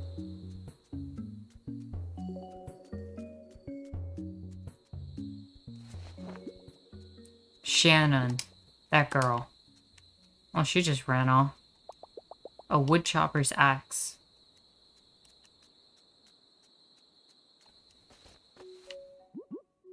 Ahem. Can I help you, kid? This is private property, you know. I mean, I literally control the world you stand on. I don't know if your property rights really matter in this moment. Also, it's more like personal property rather than private property. I know I'm being kind of nitpicky here. It's like your home. It's not the means of production, necessarily. Sorry, it's been a tough few days with Shannon. You're really very welcome here. My wife and I built this house and everything in it. We're pretty handy. In fact, I'll even give you the grand tour. This is the living room, master bedroom, and kitchen. And we're done. Ho ho ho. Shannon keeps saying that she'll return after she sets sail. But that's not our way. It's not the will of the sea. Once our people set sail, they must never return to their origins. It's tradition. See, Jalix, all these adults here came from somewhere else. Jaguar says, I only played Animal Crossing New Leaf, and in that one you do favors for them, but they also give you things that you may need and relationships build, as opposed to typical RPGs where you get money and never interact. True. Very true. Within the game, if I remember correctly, it's not even transactional in that regard. They just come up and give you stuff because you're hanging out with them. They'll ask you to come over their place at a specific time and all that stuff. Zero says, I like that you have to build the large forest where Shannon lives. True, I really enjoyed that dynamic also, where it's like you have these 4 pieces of forest and you have to connect biomes. I think it's better than just being able to connect everything, because that would have been a little bit too simplistic. But the idea that you have to connect forest biome to forest biome and plains to plains, or whatever it happens to be, I think creates the puzzle dynamic that this game's going for. That girl really boils my blood sometimes, but she's always done things her own way. I wonder where she gets it from. I'm sure this is hard for her too. We just have to try to enjoy our time together. Shannon probably went to the lake alone. Can you please check on her, young one? You seem like a good listener. Ahem. Did you check out all of our fine craftsmanship? It said that an animal dwelled on our ancestors' islands. I've heard it was called a black bear, or Blair for short. It's hard to believe there are animals that big. I would love to see one. A seashell necklace. Inside one of the glowing shells you find, a piece of the map. Nice. Some exquisite clay pots. A bubbling pot of seafood stew. Okay, that was actually a really nice call to attention when I tried to leave. And all of a sudden, the person was like, hey, did you check the stuff in the house? It kind of pointed me in the direction of that. That was good game design that doesn't, like, tell you, hey, go explicitly check this thing, but, like, be aware, like, you have to explore indoors as well. I really appreciate that.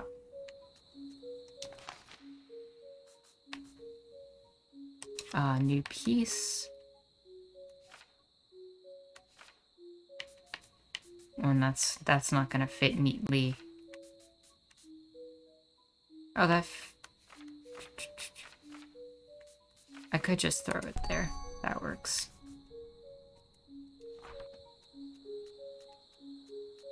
Literal world building. So after this thing with Shannon, I'd say we can get to the conversation.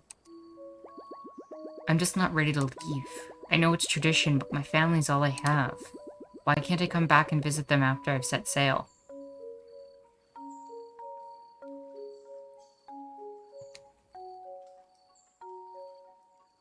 I never felt like I'm building community in Stardew Valley, to be honest, said Jalix.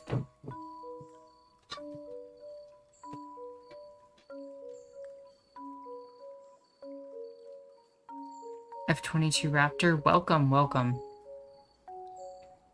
How are you doing today?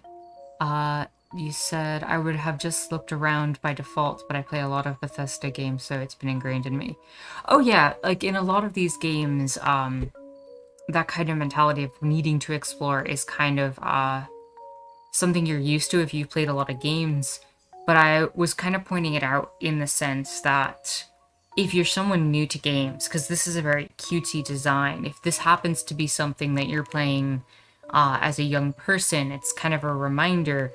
Or even if you're just someone like new to gaming, or you know, a friend recommends this to you and you're not really into gaming that much, it's those little touches that I think tell you, hey, look around, without being like shoving it in your face. And I like when games are able to let you explore, but also provide guidelines and limitations. Our people have had that tradition for so long, I bet they've forgotten why they do it in the first place. Not all traditions are good, you know. Sometimes we do them just because it's what we've always done. Oh, I'm sorry. I'm just upset. Thank you for listening. Who might you be?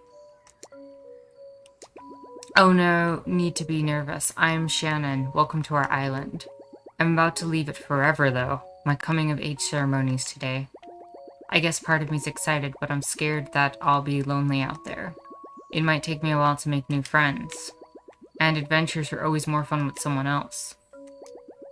I know I just met you, but would you maybe want to come with me? You look like you'd be a good friend. Cool. We're going on an adventure. What about your family? Do you need to tell them too?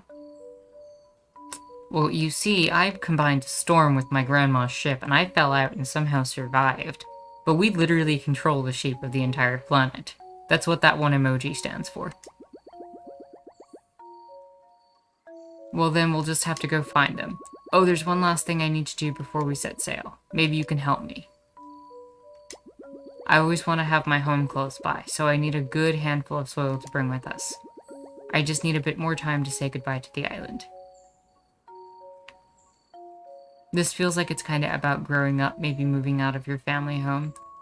That's a really interesting thing to keep in mind as we go forward, Jalix. Maybe that's what it's about.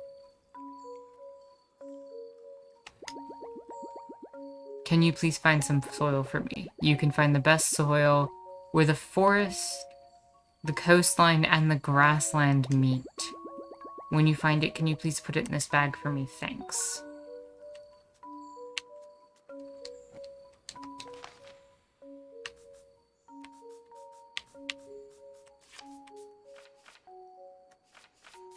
Where the forest, the grassland, and the ocean meet. How would we make that happen?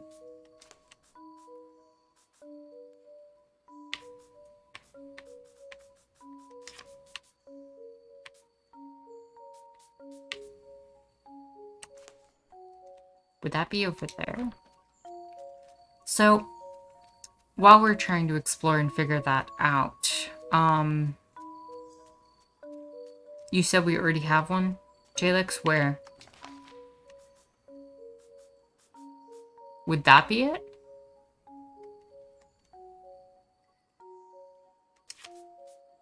That might be it.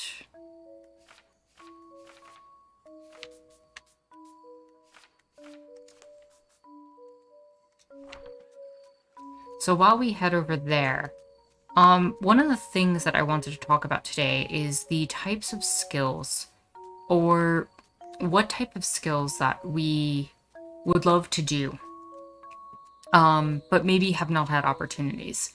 And this came to my mind actually after watching Deep Space Nine, when we were watching it on the Discord this Saturday. I was thinking a lot about Jake and about Cisco's father, actually, in the idea that Jake is a writer and he wants to write.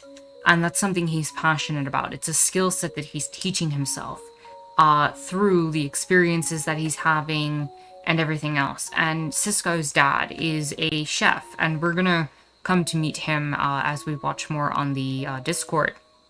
Uh, but he's passionate about food and he teaches that to his son, and that's passed down through the family. But it's something that he does for joy.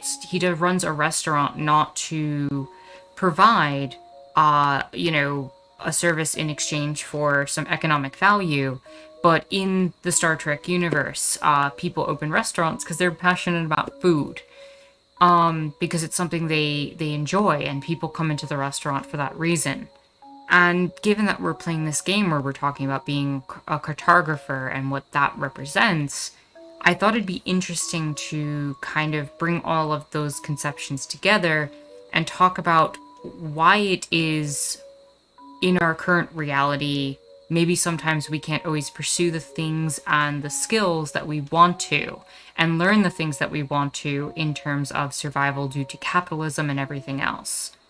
So I kind of wanted to pose the question to you all: what are some skills that maybe you wanted to learn or that you have desired to learn, whether it be for fun, whether it be something you wanted to pursue as like a hobby or a career that maybe you didn't feel like you had the opportunity to, or maybe you don't feel like you have the opportunity to do under our current economic constraints and systems that maybe a anarchist or communistic society might be able to provide.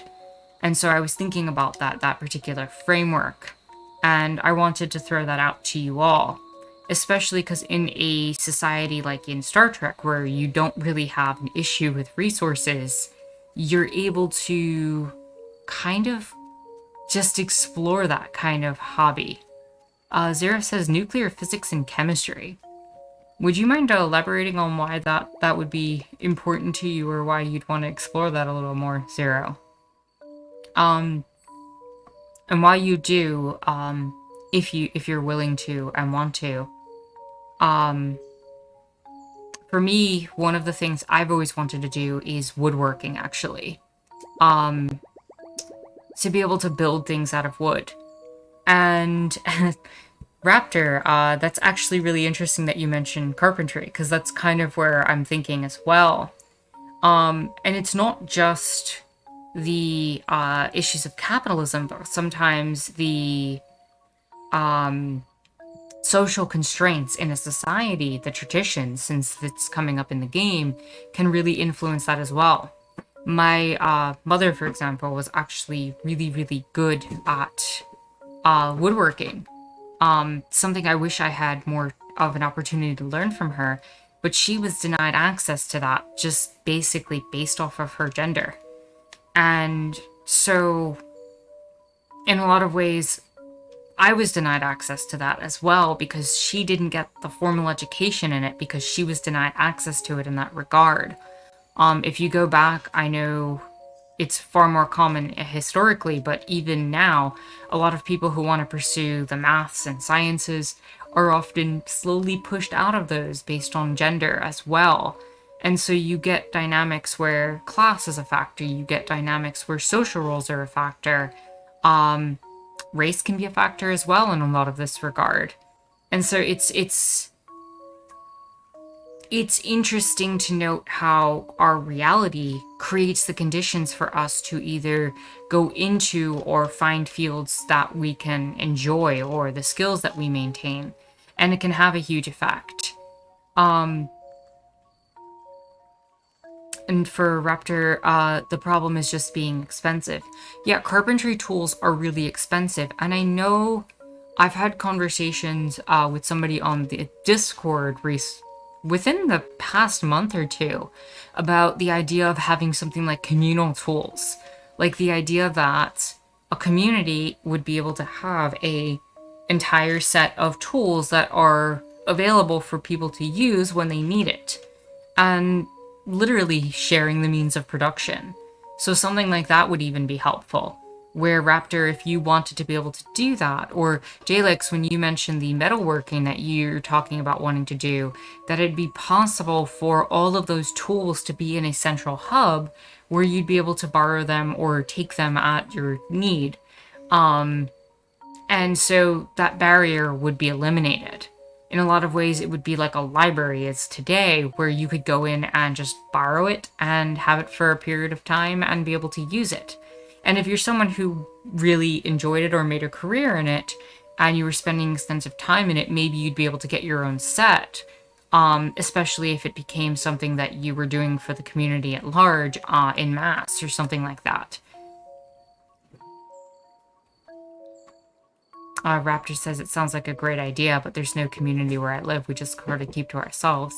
Yeah, and that's kind of what I'm getting at with the problems of the way we structure society these days. And it's something that hopefully in time we can see move in a different direction. Also, David, welcome. I'm glad to have you here. I hope you're having a lovely day. But David said more music, more instruments learned, more school even. Could never quite afford it and would just like to learn for the sake of learning. I love that attitude, honestly.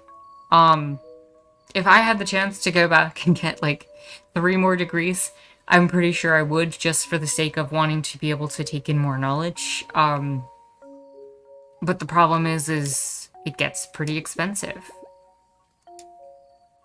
We just received a thing. Hi, C, Shannon and Carto. Shannon and Carto, if you want to go get ready, I'll meet you at the North Pier for my ceremony. See you at the North Pier.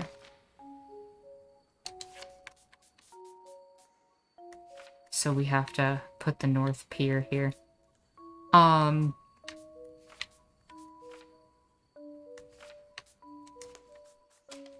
So we can move this maybe here, and then we have a North Pier.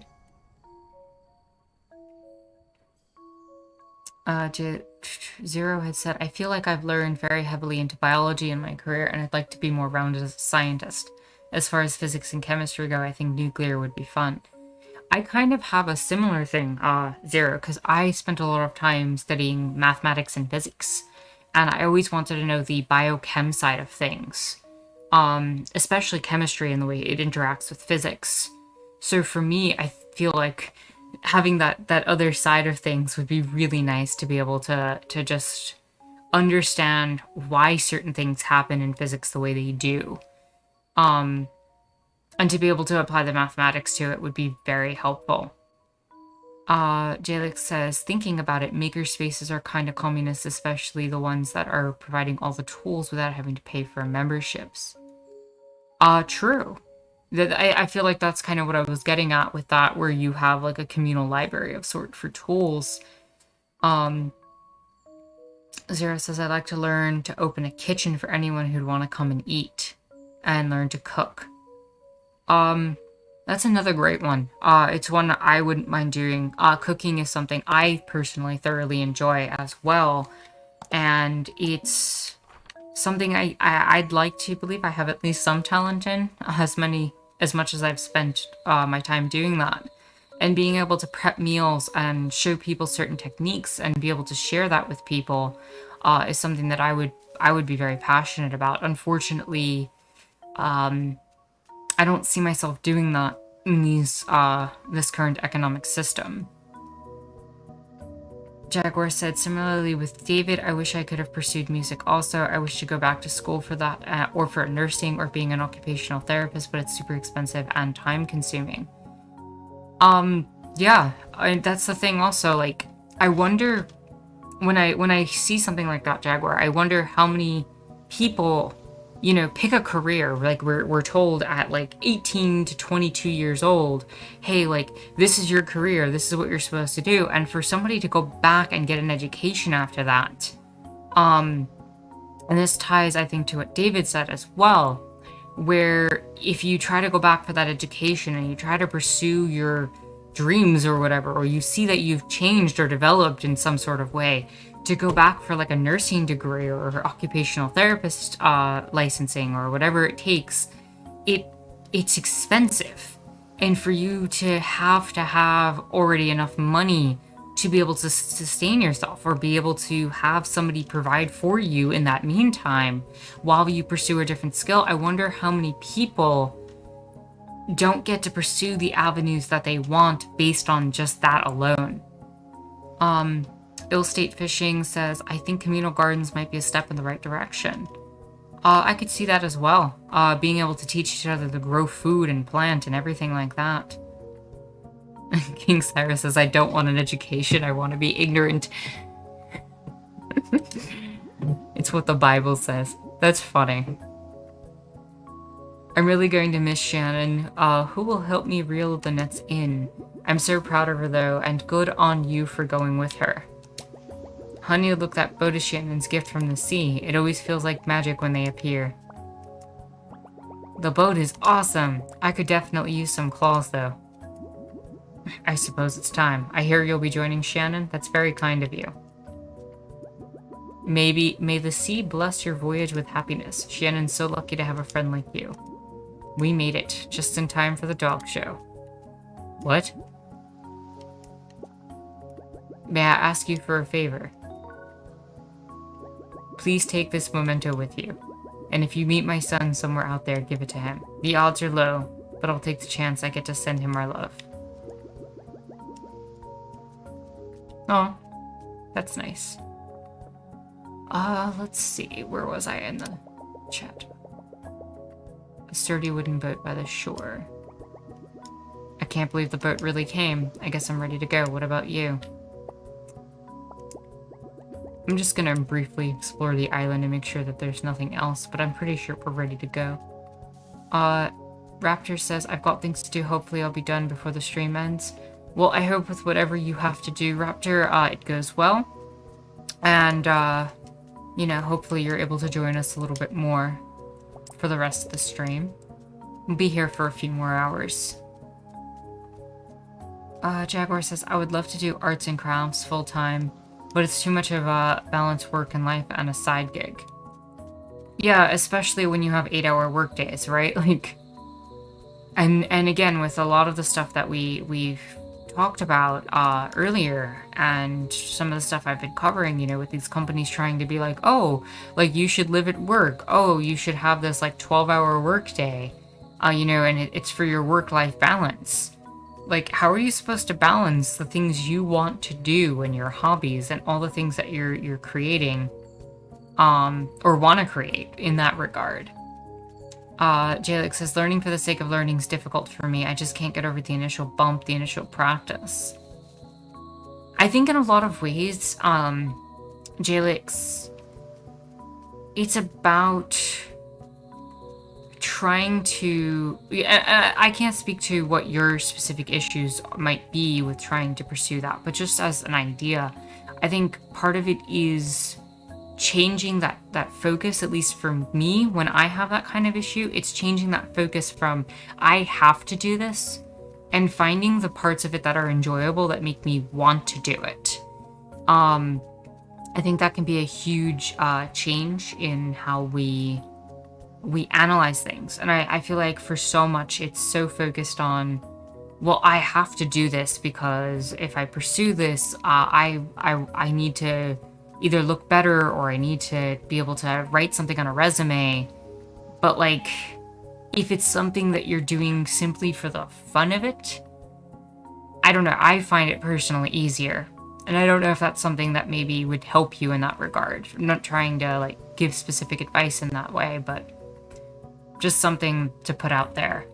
Gangle says, capitalism forces us all to make, quote, practical and sensible choices. Yeah, and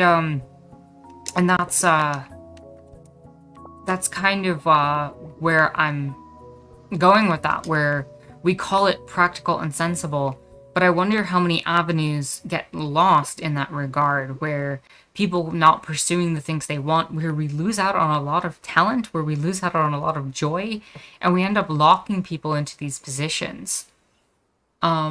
What else?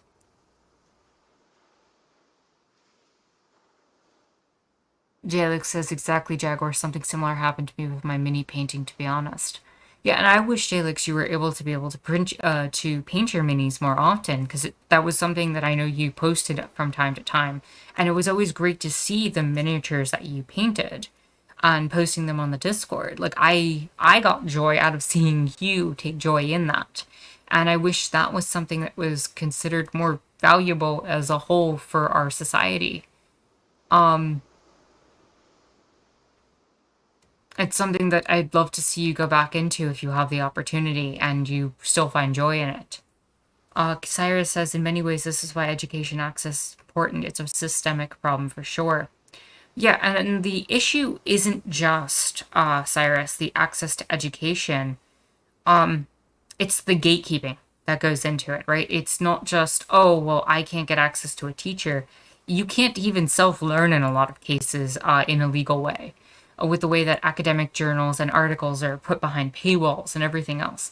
Like, even if you have, in a lot of ways, the way I see it at least, is that school is designed to help you get the mindset to teach yourself. That's what it should be. Not to say you shouldn't pursue a teacher in the future, or you can't get somebody who's more has more expertise in a topic to help you or assist you. But your goal is to learn those skills to be able to work on it yourself as well. And in a lot of ways, that barrier has just been in place through economics, where we can't even pursue that. Um, and that's not to say there aren't certain fields where you flat out just do need a teacher, but you should be able to look up academic articles and journals at this point. There's no reason for them to be behind these paywalls. Um, Time is another thing, says David. I work over 40 sometimes, and that eats up the day or week. I'm ready for 4-day work weeks. No day work weeks is ideal, though. I'm 100% with you on that regard. And when you have so many people working, again, these 40-hour work weeks as consistent, that's not counting overtime, mandatory overtime, people being forced to come in on weekends, and sometimes people needing to work 2 and 3 jobs to survive, where they're really working 60 to 80 hours a week. How are you supposed to pursue a hobby in that regard? How are you supposed to pursue the things that give you joy when you can't even pay for your own rent and survival? And we know that's kind of built into the system, and we want to see past that. We want to get to a place where that's no longer necessary. And we need to start seeing that shift in that regard.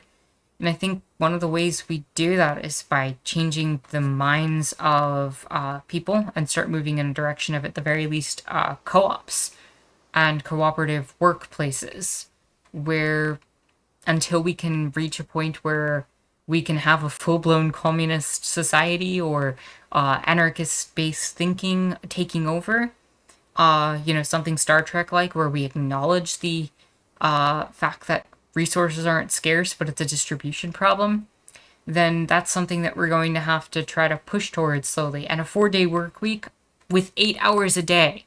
That's the thing. It can't just be a 4-day work week.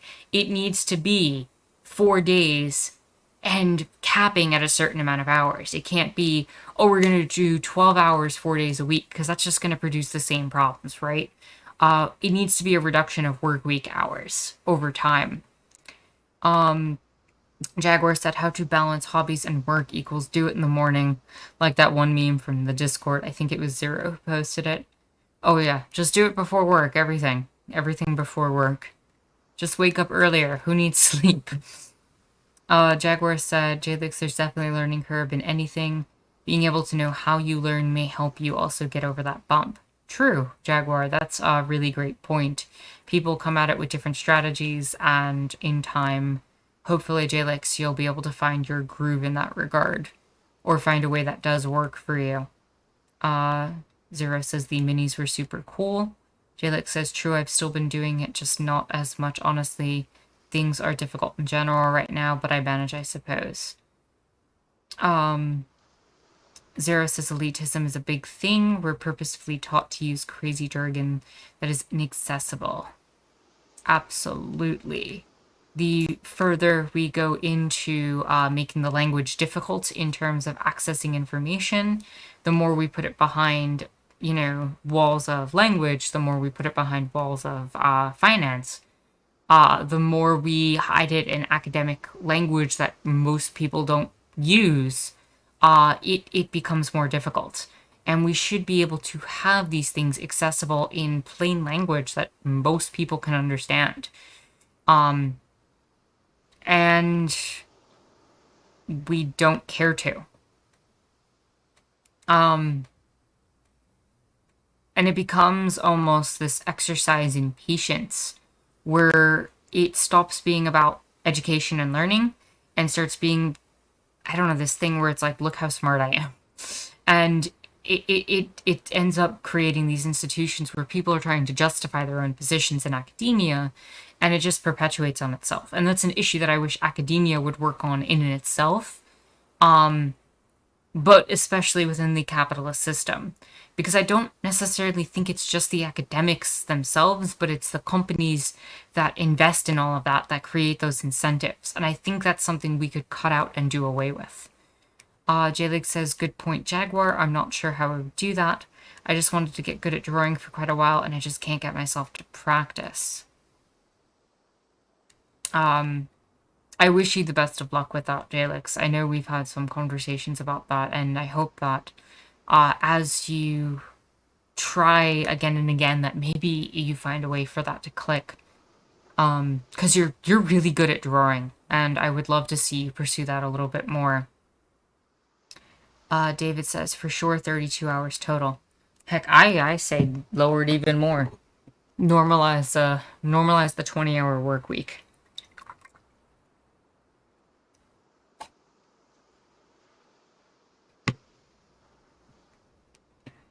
But no, I'm also, trying to push it down as much as possible.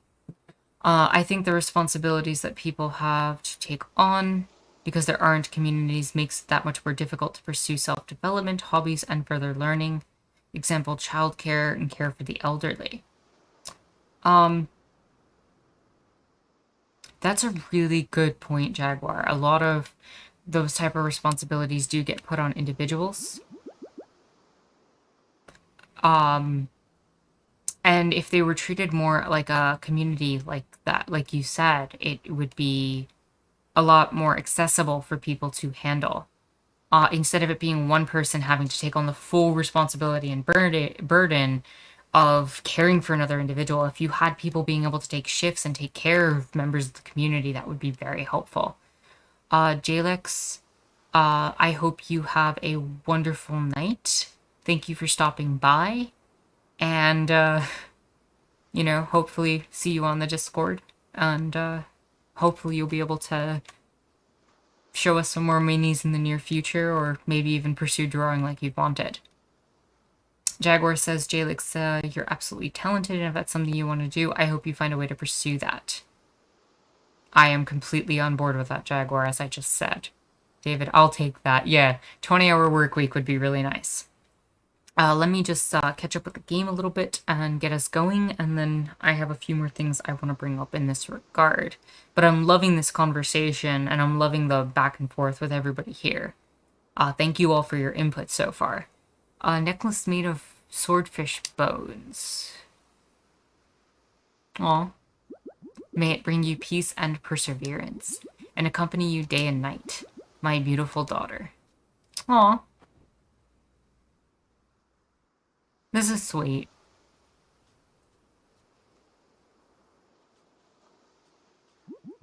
Close your eyes and feel the gentle embrace of the wind. May you find your destiny just as we found ours. We love you, Shannon. Aw, supportive family.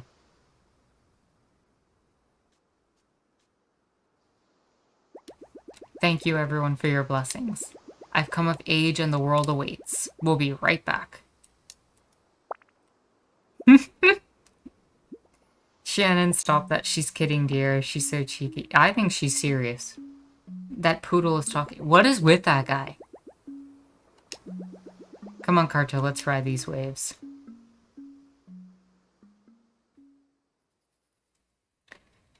So I think for me as well, just to add to some of the conversation, one of the things I would have loved is an opportunity to learn more languages and to be able to pursue that in a way where I could actually go to places, travel to places, and have conversations with people in the who were familiar with the language or who spoke it as their first language. I think that would be really awesome, and to kind of break a lot of the barriers that go into that. One is travel costs, and two is the stigma that can often come about with not having that language under your belt completely.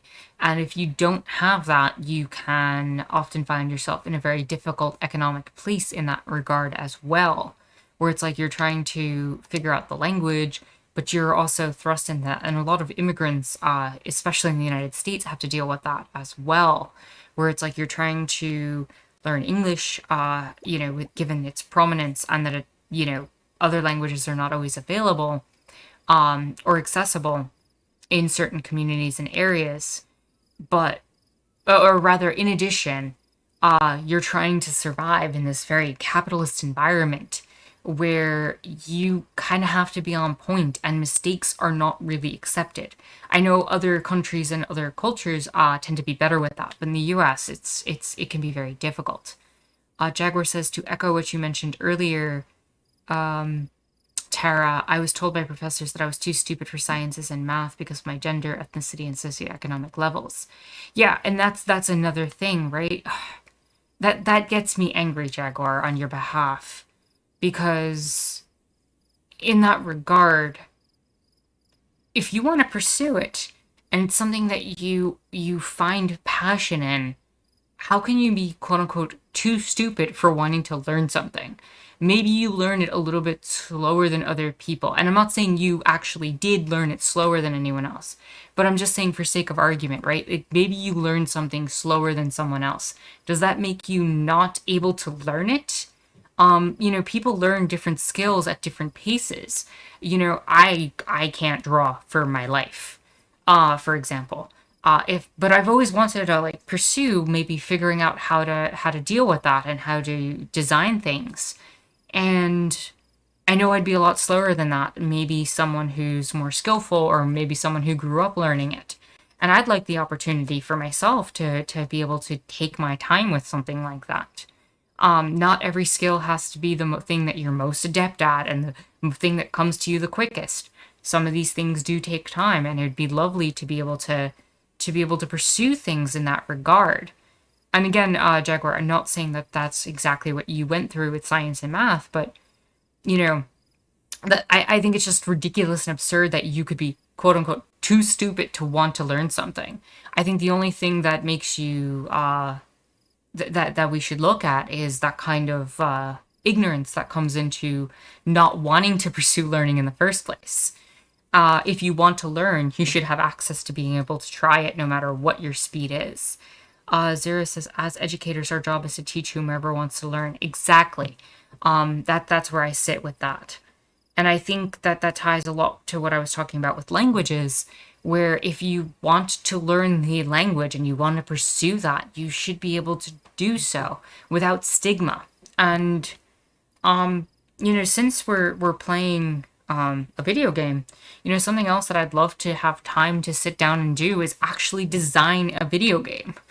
I don't know what I would do with it, but like I've expressed a few ideas, about like what we were talking about before about using the Nemesis system to create some sort of social interaction or something like that, and or something equivalent, right? And being able to bring that about would be something that I'd want to do, not because I want to make money off of the game or anything like that. Though in this world, of course, that's part of it. I'd want to have money to survive off of at the very least, and maybe be able to use that to help other people and pursue projects. But I'd love to just be able to do it for the sake of doing it, to be able to make something that other people are passionate about and care about and would want to pursue and learn. And I think that that's really where we have to come at for this. You know, not every skill also needs to be something you permanently use. Not every skill needs to be something that you permanently go into as well. And I just wish there was more of a learning based society in that regard with less barriers. I still can't believe you'd never been sailing before. You were a salty old sea dog out there, Carto. I'll never know how you got us through that fog. I don't know what that emoji's trying to say right there. That almost looks like it's winking. I know tradition says that I'm supposed to settle on the first island I find, but I think I'll do just a bit more exploring. There's a whole world out there. The grassland does look nice, though. How about you take a look around and I'll check out some nearby islands. We can meet back here tomorrow, and I'm totally gonna find that sunken city. I swear I saw it.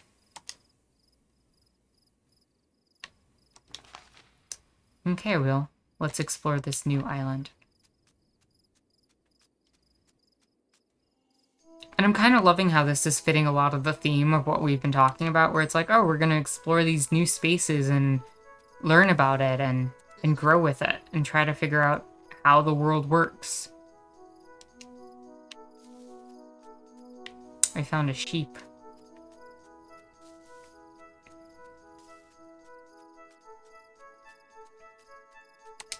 So we got a couple of new pieces of map.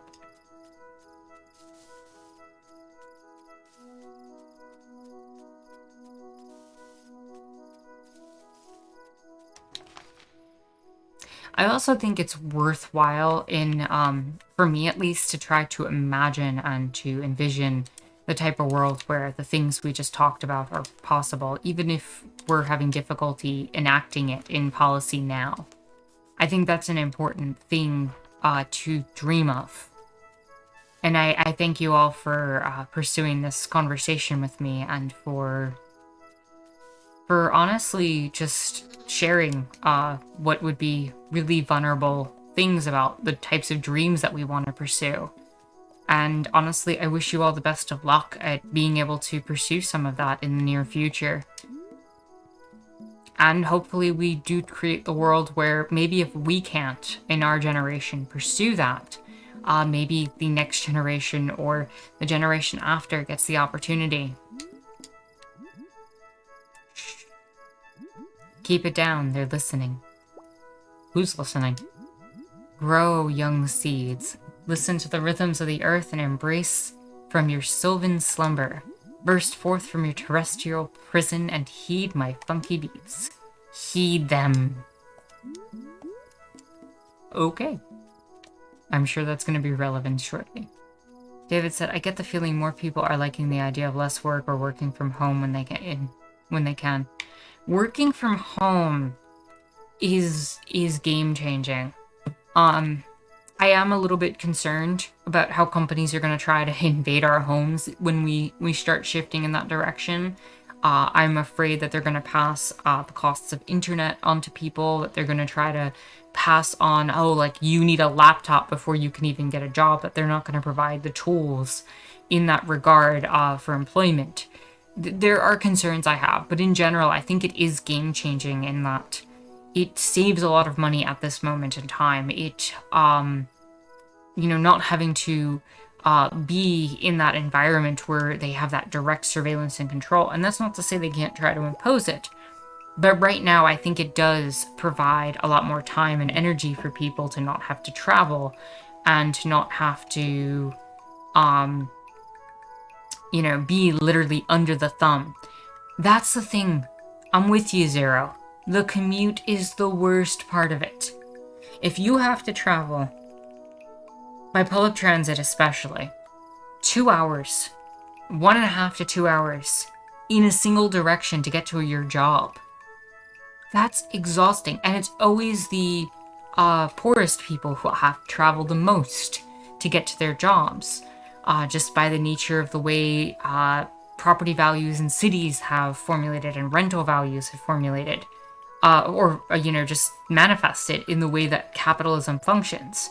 Generally speaking, if you're going to a central hub, say at a university or anything like that, or if you need to get to a, quote, downtown in your city, you're going to have to come into a central hub area, often where the prices are the most expensive. And that means that poor people are going to be the people who generally travel the most. And commutes can be long and exhausting. If you have to have an 8-hour workday, even if you're doing the 40-hour week, you need all that time to get ready in the morning. You need the time to decompress after work.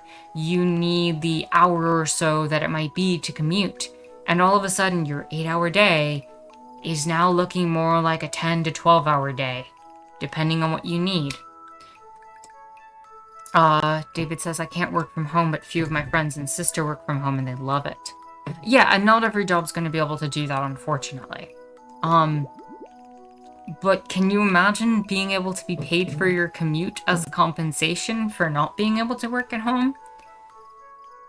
That's something that I'd love to see pursued by labor. Il says, I'm quitting my job soon. It's affecting my mental health. Hopefully, we'll start making fishing videos soon. That's awesome. I hope you pursue that. And if you do, definitely feel free if you have Discord and you want to join the community we have there. Definitely feel free if you make your videos to share the links. Also, my headphone just popped right out of my ear. One of those days. Or just feel free to share it on the stream if you come by again. I'd love to check something like that out if you do end up pursuing it. Have you seen my sheep? I drifted off for a moment. My sheep must have wandered away. They can't get enough of those snowy flowers. Dad says they'll taste like marshmallows.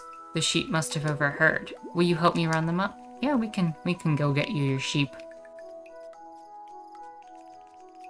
This game is so adorable. Did that sheep just fart at me?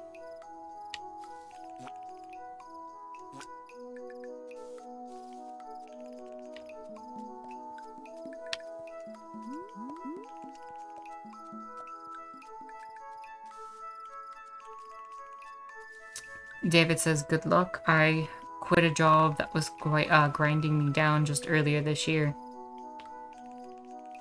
Yeah, Zero, I think the sheep is upset and angry, but it sounds like it's like sticking its tongue out and or farting at me.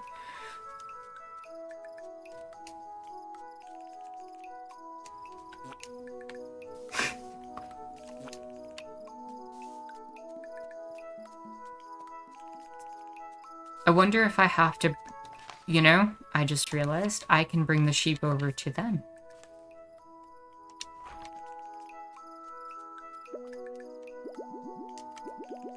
They must really be into those flowers. They won't follow you unless you have something even more delicious. What's more delicious plant in the grassland? Maybe Auntie Tuya knows. She's a rhythm farmer. Oh, okay.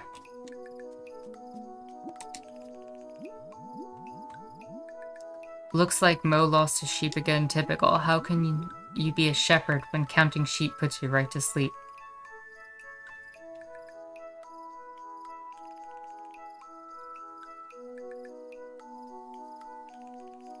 Jaguar says, David, oh well, that's a big step. I'm glad you were able to do that.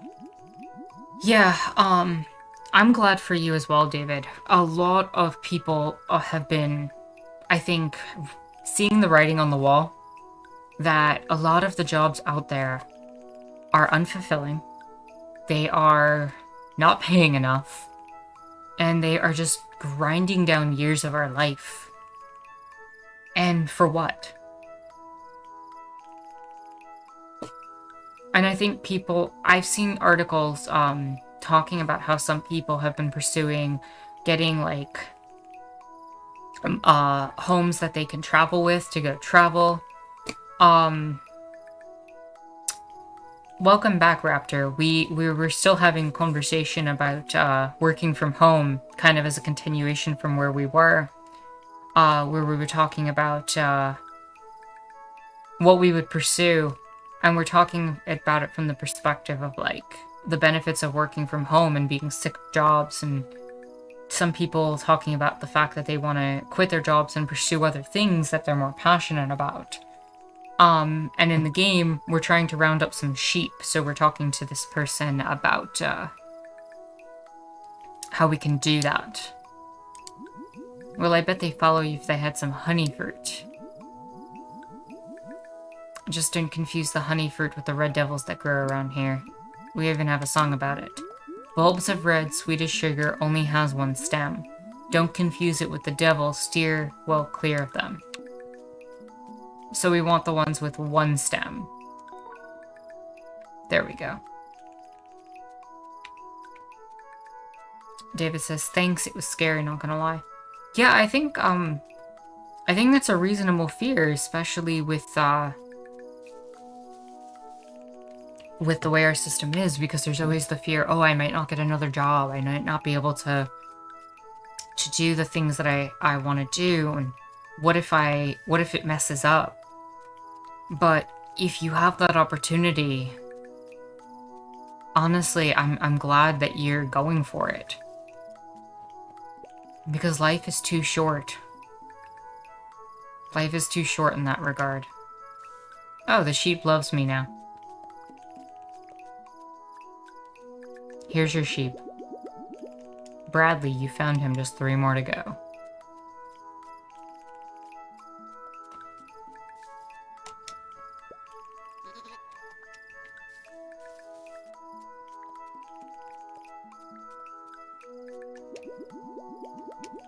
Veronica, safe and sound, you naughty thing. Only 2 sheep left to find.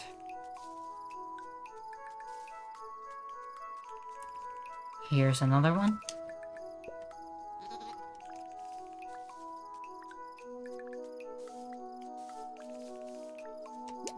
You found Silvio, what a scamp. I don't see Penelope anywhere. She must have gone to her secret spot in the middle of the snowy flowers. Secret spot in the middle of the snowy flowers.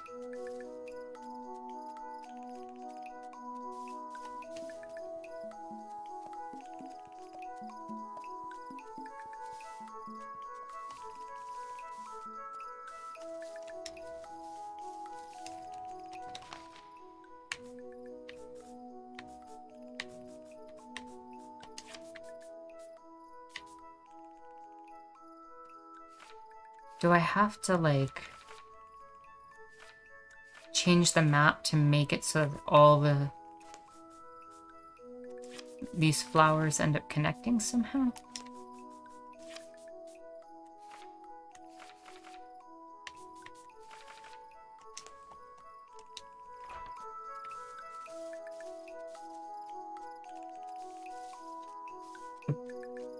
I would have given the sheep a pun name like Wooly Harrelson. That's funny.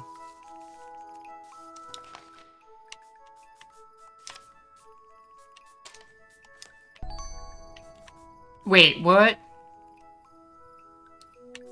Okay, the game never told me I could magically create pieces.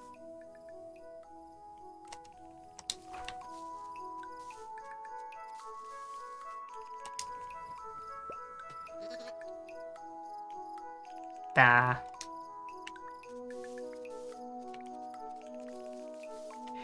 I'm sorry, like, I'm with you on that also, Zero. Like, pun names for animals are the best. You're really good at finding things. Maybe you can help my dad. He's always on the hunt for new plants for his collection. Come visit our tent and I can introduce you. We live on the other side of this prairie. Just follow the road. I'll meet you there. I just need to count my sheep. Bah?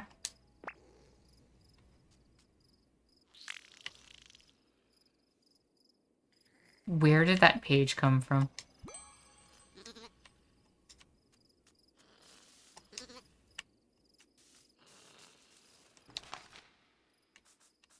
Follow the road.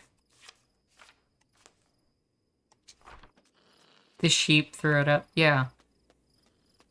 I didn't want to think about that too much, but you're absolutely right. Oh, it's a paper airplane.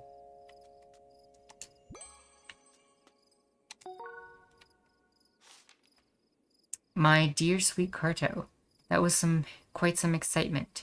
I'm sure you're scared, but my granddaughter is strong. And don't worry about me, the airship is fine. She's been through worse. The people of this land are kind of odd. Ha! And I knew we'll find our way back to each other soon. It's in our blood. You're far from my body, but you'll never be far from my heart. Oh, and make sure to gather any pieces of our map that you see. It'll help you find your way in the world. Now get out there and have some fun. Love, Granny. Raptor says, more like shattered. That's what I was worried about. I wasn't sure which end that came out of.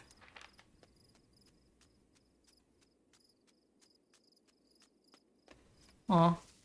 Wholesome love. Let's add to the map.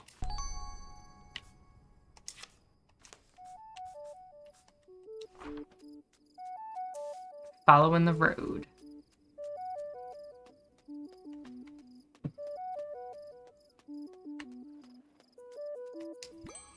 Got a sign over here. Straight roads to bridge. Curved roads to tents. This is a lunar lotus. It blooms in the moonlight and burrows underground during the day. Wow! This is bee bristle. It looks soft, but don't touch it or you'll get a nasty sting. Ooh. Oh, hello there. Don't mind us. We're just in the middle of class. Are you looking for Mo? This is his usual route home. Just follow the curved roads and you'll see his tent. Sometimes he stops by the river, though. You can follow the straight roads there. Oh, and please tell him that his sheep got into my cabbages again.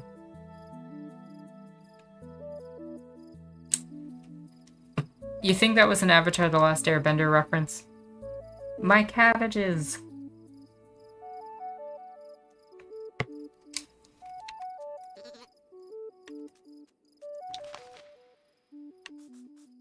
So... we have another road.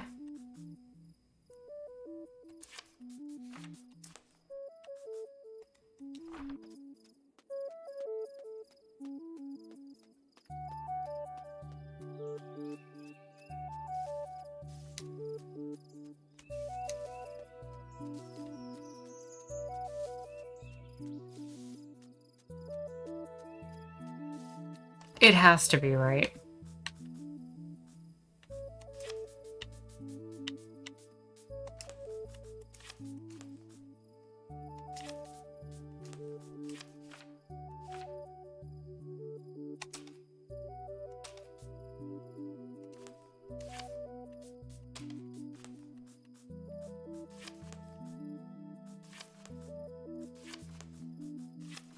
Let's see if we do that. And then...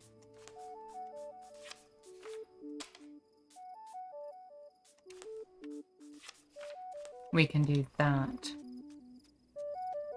And now, because we flipped everything around, curved roads to tents. Every plant has its own rhythm if you pay attention. Listen. Gabases. Backages. Sabak. Segaback. Segaback. Segaback. Cabbages. Cabbages. You hear that? They're already growing twice as fast. Now quit interrupting me.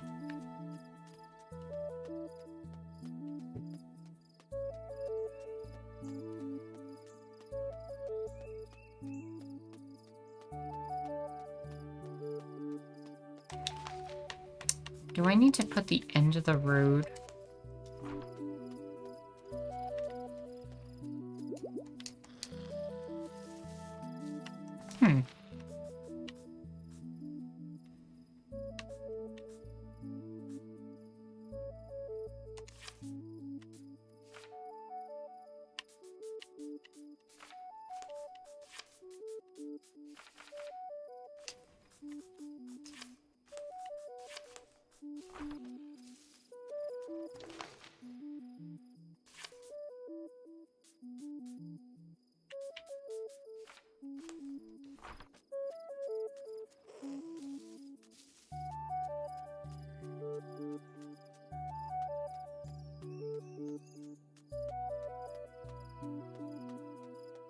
So what do I have to do here then?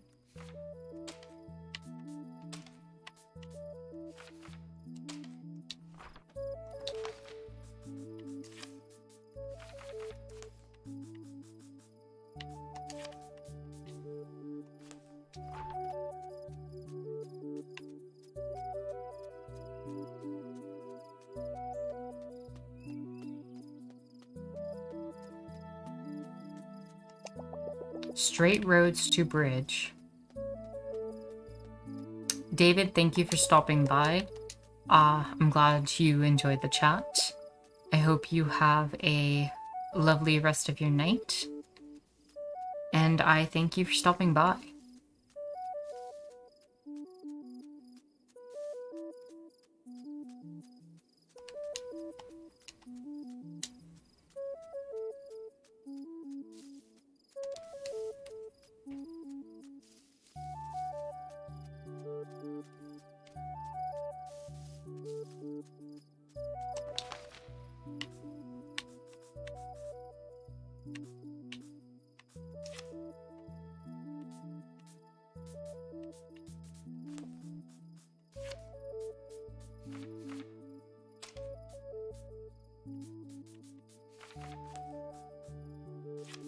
What if I swap this and this? And then I put this here. And I put the curved road here. And the straight roads here. I can move the ocean. And... ah, straight roads to the bridge. Okay, there we go.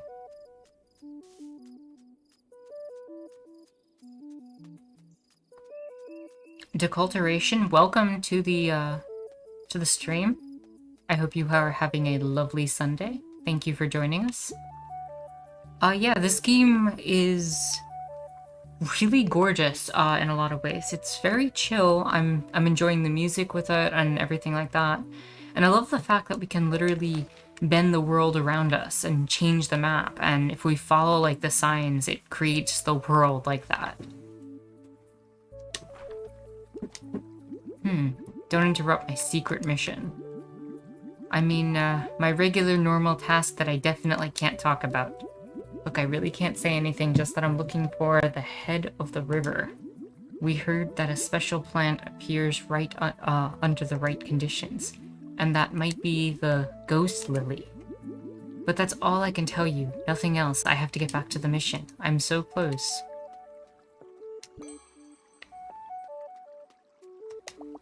No road ahead.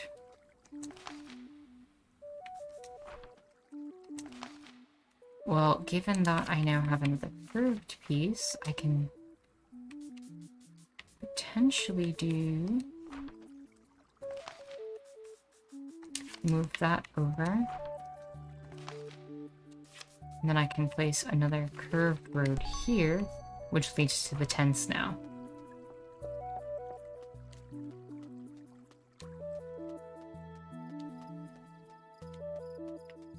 This is so cool.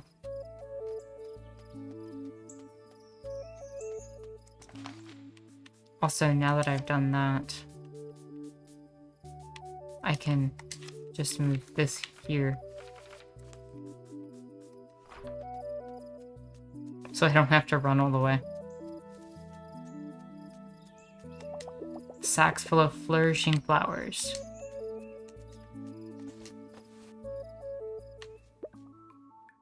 You made it.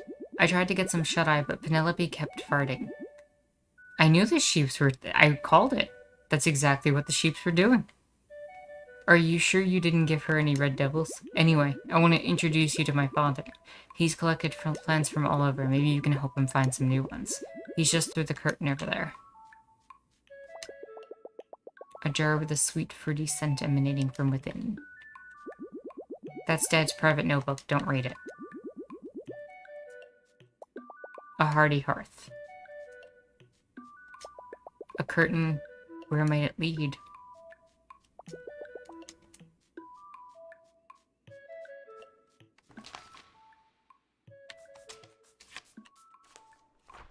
Okay, I didn't think we'd be able to do that inside as well. That's awesome.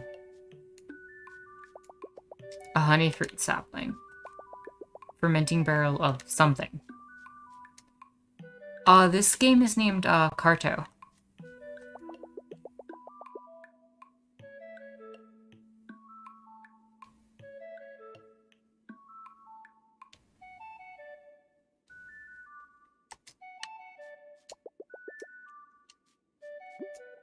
Welcome. My son Mo tells me you helped him find his sheep. My thanks, young sapling.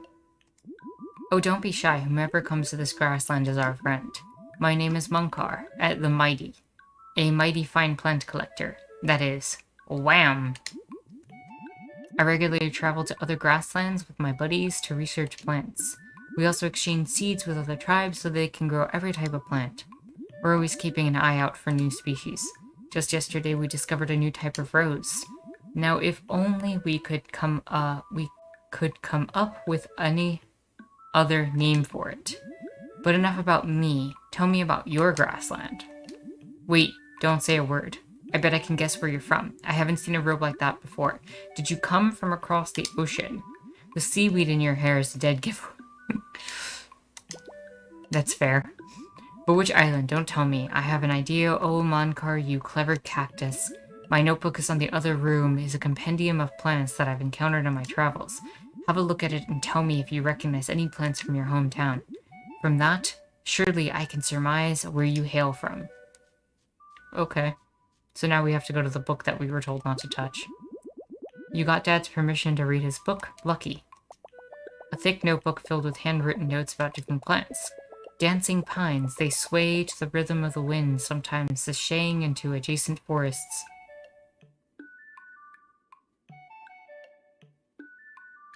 Literally looked up moving to Carto. I'm definitely not a gamer.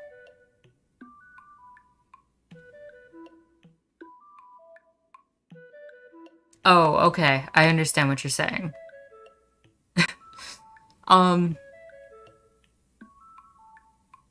Yeah, gaming's a thing that's a passion of mine.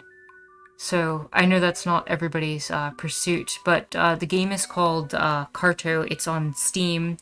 It's available through Humble Bundle. Right now, I believe it's still available. Is there anything that you wanted to know more specifically about this game? From how I got it or anything like that, deculturation? Sour potato. Only one can grow every square mile, having absorbed the ambient sourness of all surrounding plant life. Not actually moss at all, but a carpet of pygmy grasshoppers. Gooseberries, they taste horrible. And so many more.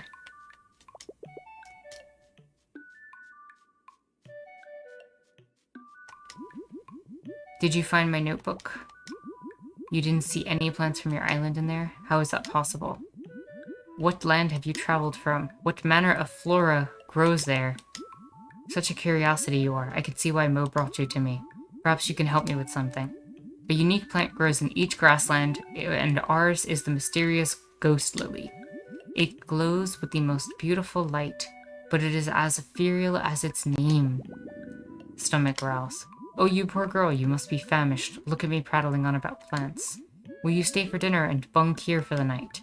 We can save the plant talk for dinner time, or we can talk about not plants. Mo! Dad? Can you rustle up some dinner and set an extra place for our guest?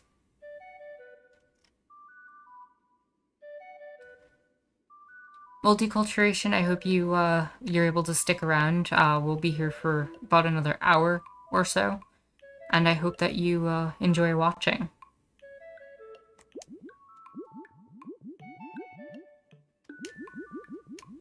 We ran out of glow leaf last night. I asked Ganga to fetch some from the forest, but he's been gone for a while. Can you please check on him?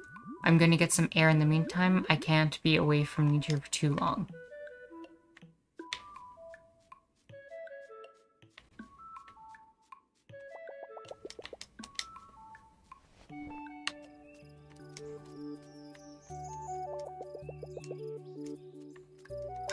What an enormous leaf. You had better leaf it alone. I love the puns. So good. A basket of orange fruit. Aren't you glad you saw some fruit? This forest smells like Uncle Ganga.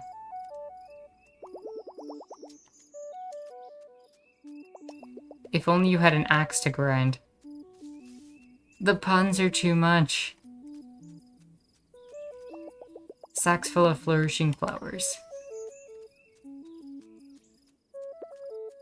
I have played Undertale, Raptor. I saw Uncle Ganga go into this forest.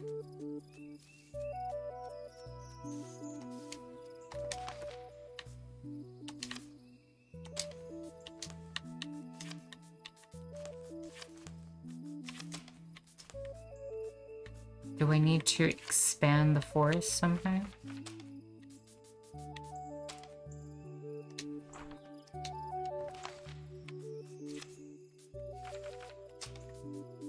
What if I did something like this? Hold on. Move that up, move that over. Move that there.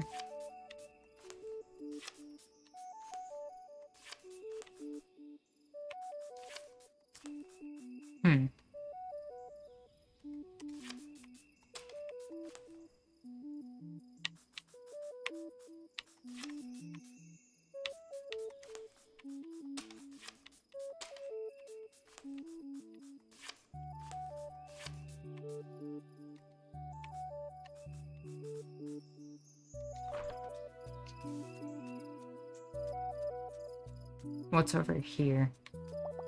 A hanging garden of spices. A satchel of sticks, don't get stuck.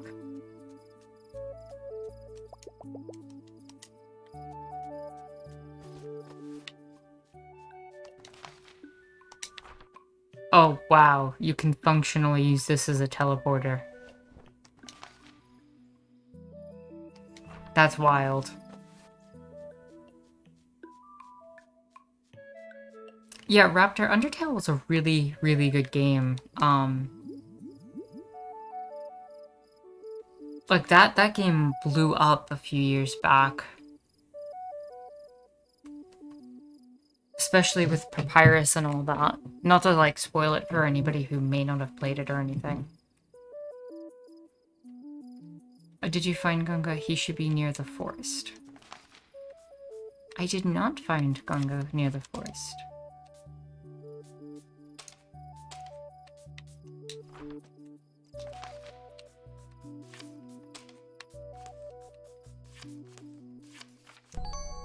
There we go. That's what I had to do.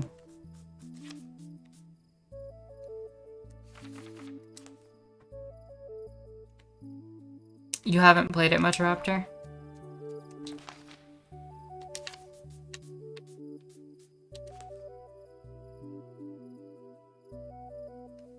Jaguar says, I love Undertale. I can't play it, but I watch others play it. I'm currently reading a book on it now, actually. Really, Jaguar? What is the book talking about in terms of the game? And Raptor, it's definitely worth a playthrough if you get the opportunity. Or even just watching a Let's Play like Jaguar mentioned. I managed to get my hands on a copy but never finished it.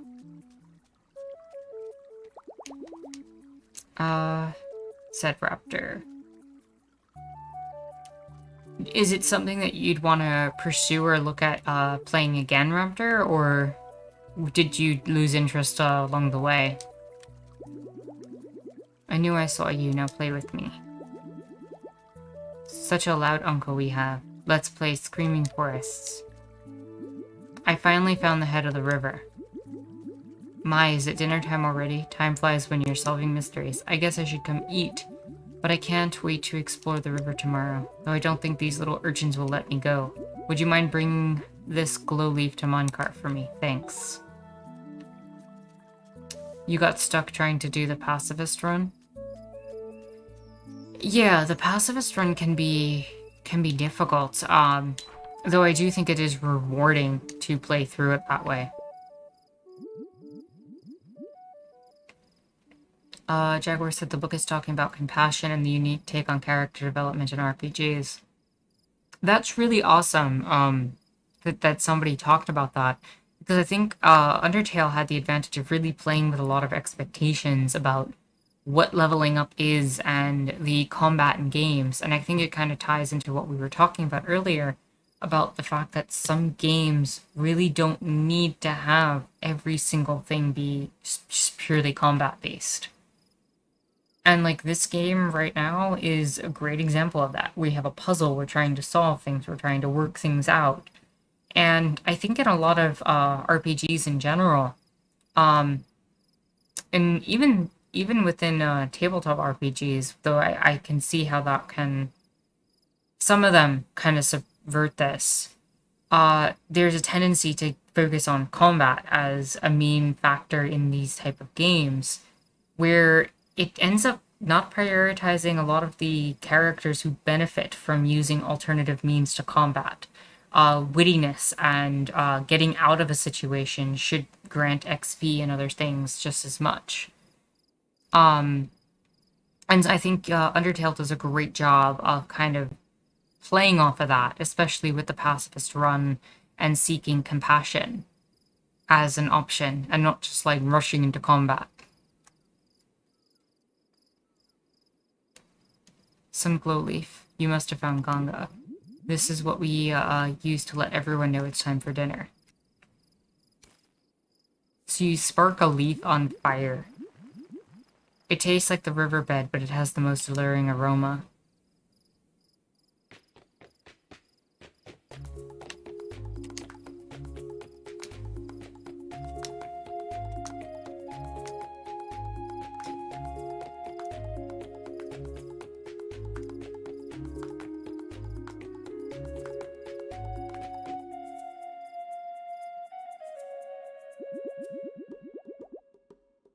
Did you like my prairie pie?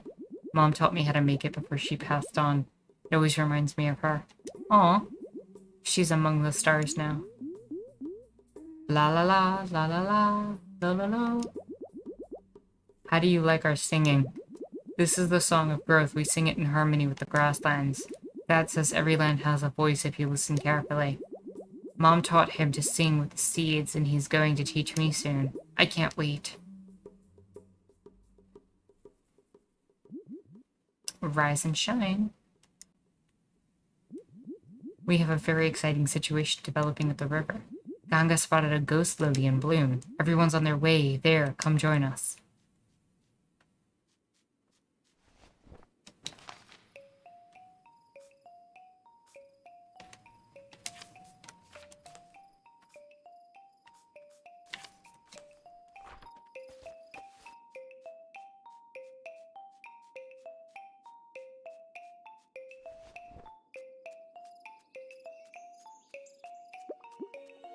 Isn't this cool? I've heard that the plant is very shy. Let's keep quiet, everyone. We'd better hide. This is so thrilling. I can't wait to teach my class all about it. I would have brought them with, but they're way too noisy.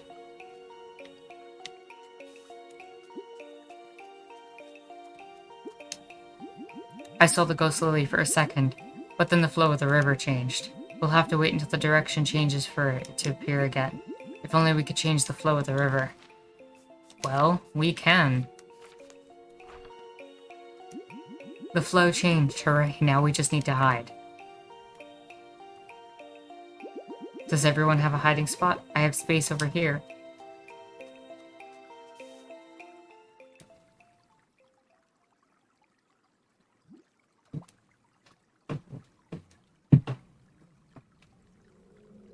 Oh, wow.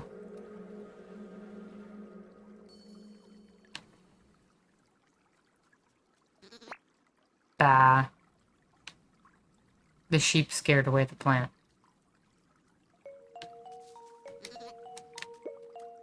Bradley, what'd you do? The ghost lily isn't food. Sheep should only eat cabbages.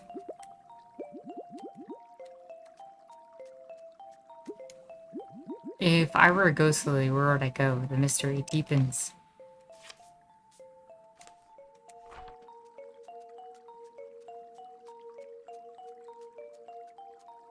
It really didn't have anywhere to go.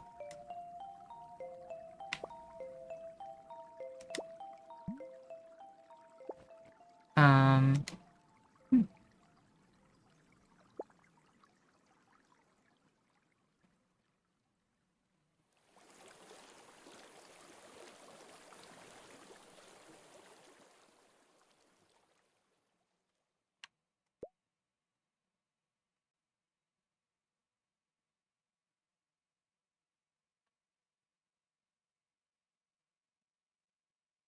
did we just ride the ghost lily into another area?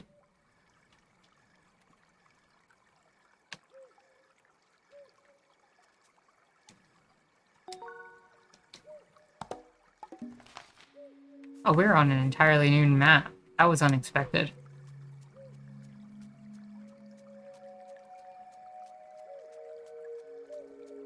There is some sort of sound coming through.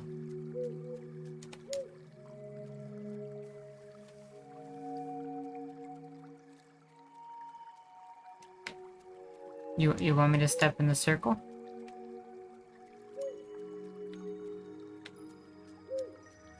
Okay. What are you trying to tell me?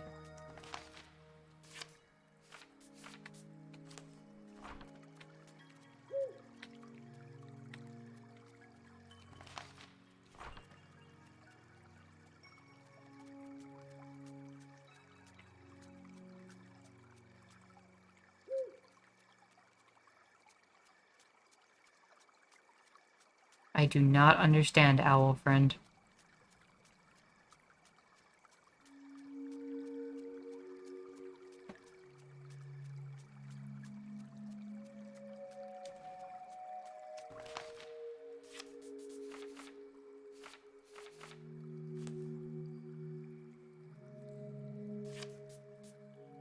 Raptor, thank you.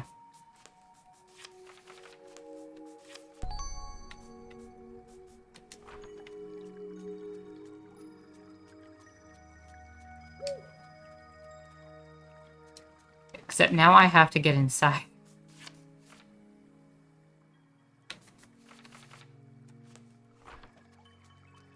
So how do I get inside the center?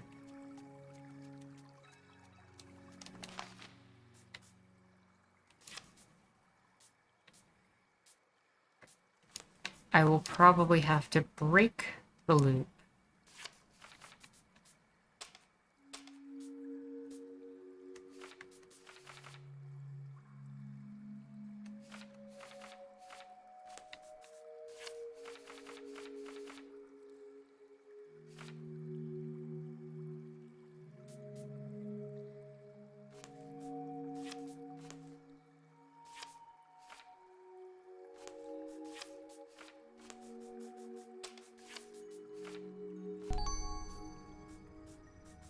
How do I get in the center, though?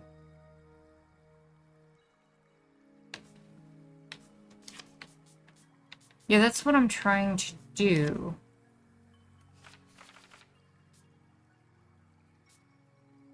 But it's not really letting me position the map in a way that I can actually do that.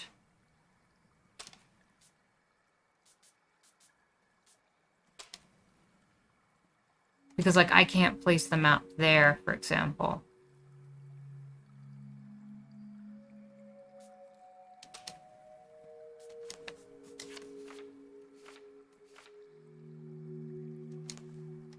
That does it.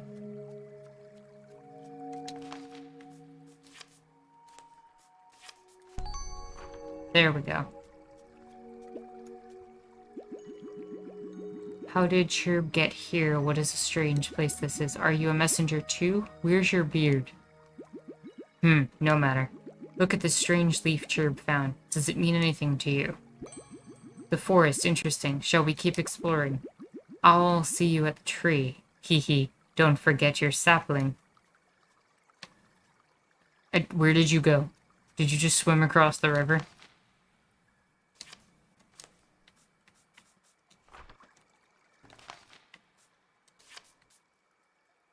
So I can put that there.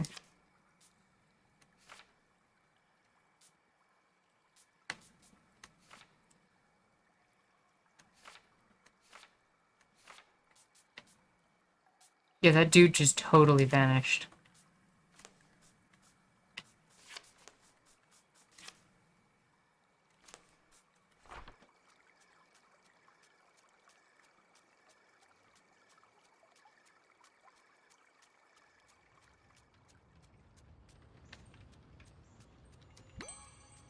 Hey, 2 new pieces. A fair forest to you. Such a graceful specimen, isn't she? She has amazing hearing and often hunts down our dinner for us in the dark. How did you find your way to the wildwood, small one? You came from across the sea, but adventured deep inland, curious. I'm Redcap of the Redwood Forest. This man is Neelip of the Barrens. We messengers have our animals to guide us. But this can be a confusing place for outsiders. The forest will show you a way. Good luck. Roads within the fog, fog within the mind. Fog is deep. You will go deeper, eyes open. Vulture, best companion. Fly high, strong beak, prepare excellent furs. So noble.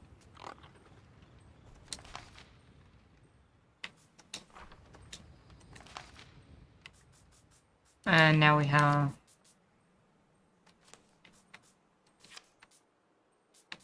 I guess 2 pieces of the forest land.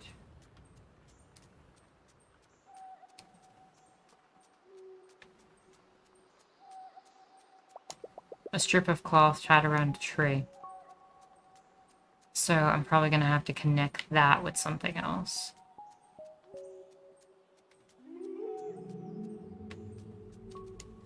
I swear I heard something there.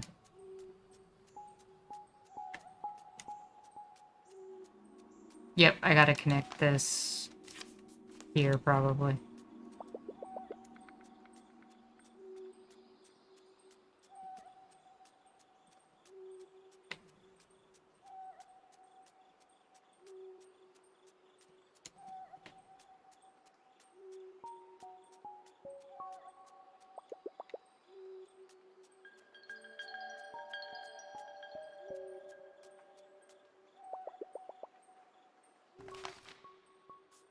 Or not.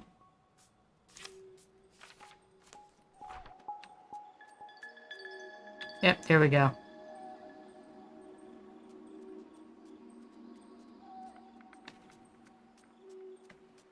They went up this way.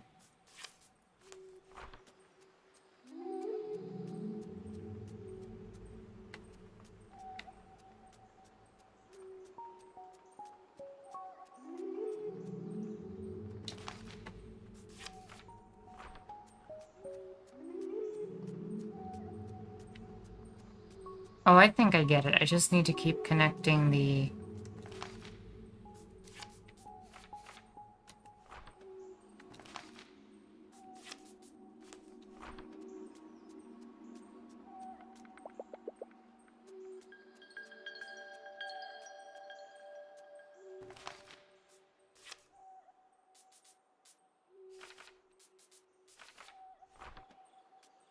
Which way is the ribbon?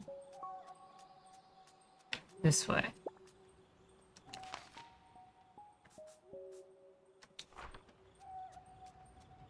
Okay, let's try this again. I think I have to keep connecting the ribbons.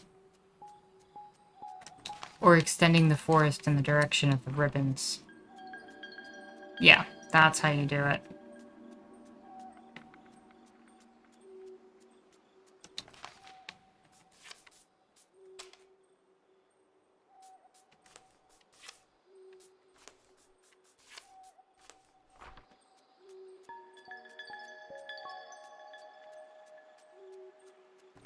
Go south again.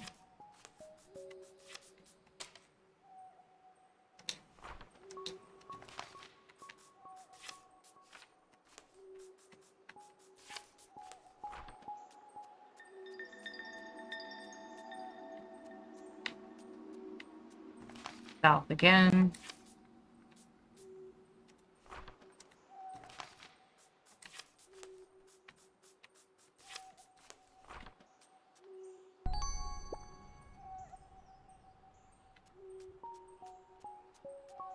And we got 2 new map pieces. Nice.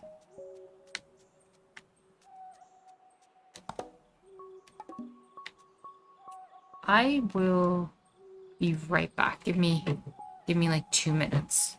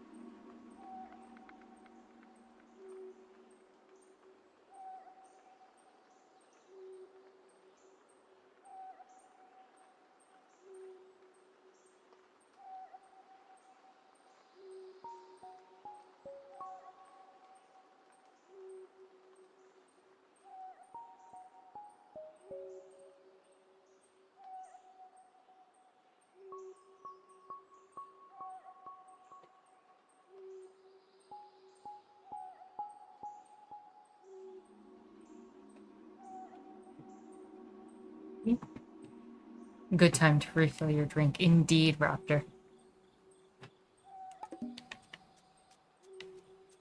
Ah.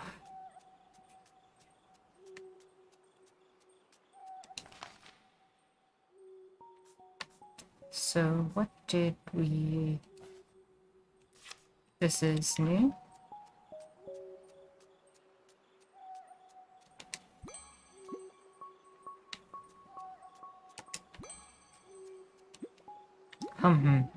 Hello, forest friend. I am Cholmek of the Evergreen.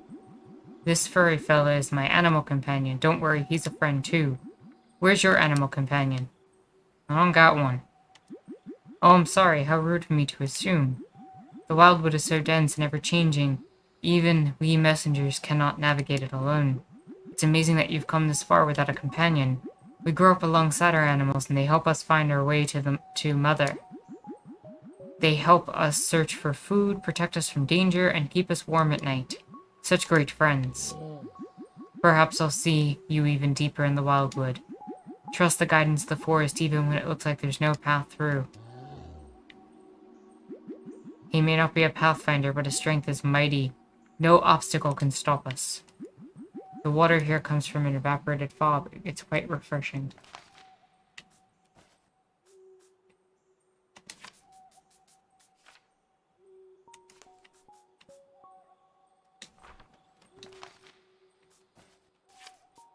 Let's...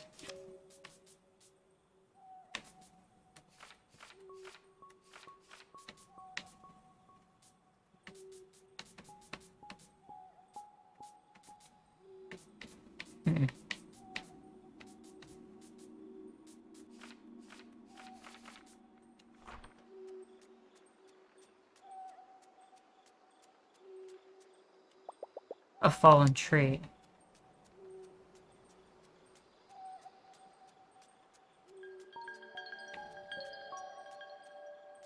Ah, it's gonna be the same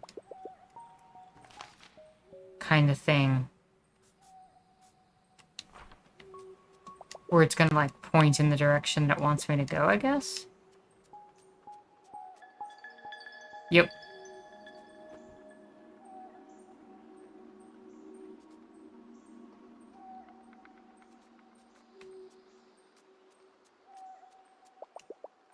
A fallen tree.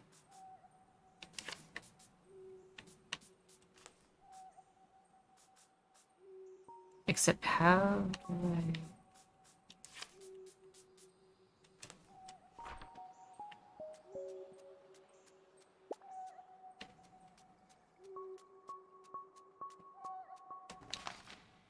Now it wants me to go to the right.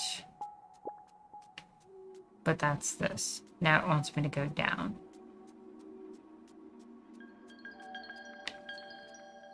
It wants me to go up. It wants me to go left.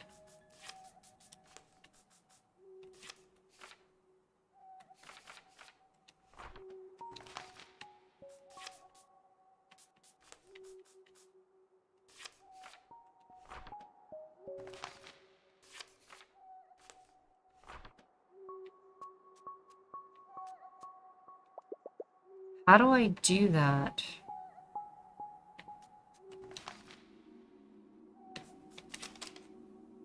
When I can't place the other path in the direction it wants me to go. Because it wants me to go north here now, but I can't go north with these foggy paths.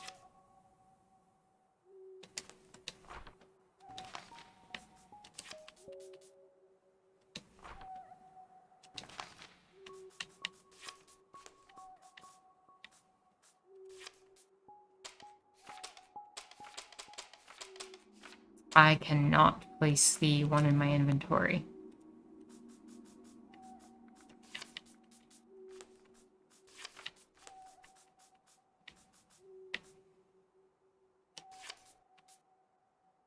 I can do that. That's how we do it. I had to break the path.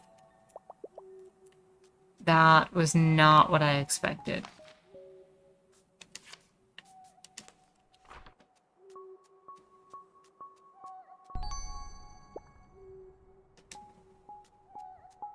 There we go. 2 new ones.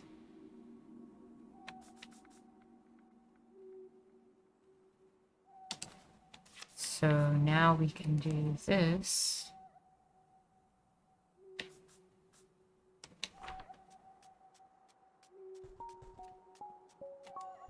And here's 2 more papers. Road ended. Still a path remains. My bear bud loves a good hug. Don't worry, he's gentle. We just hugged a bear. It was a bear hug. The puns in this game. We forest folk are big huggers, as you may have noticed. Our tribes are small and scattered across many forests. Hugs help us feel closer with each other. A hug and some mixed grass tea. That's the life for me. I didn't expect to see you again, small one, but here you are. The wildwood is unpredictable. While others have been ushered out, it seems to have brought you deeper in. We're almost at Mother. Look how densely the trees grow here.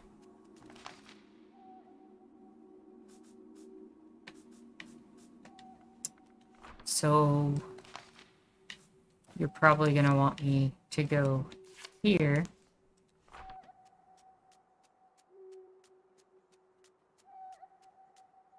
And then I'm assuming the way the trees are blowing is the way you want me to go now.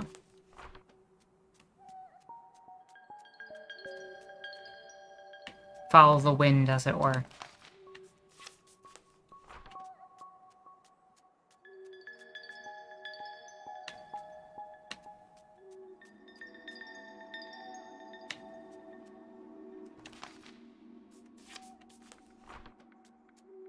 This game is so cool.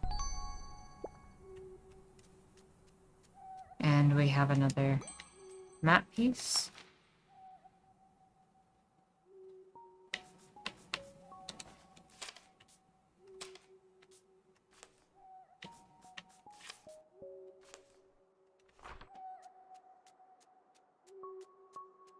And that should pursue the end of the road.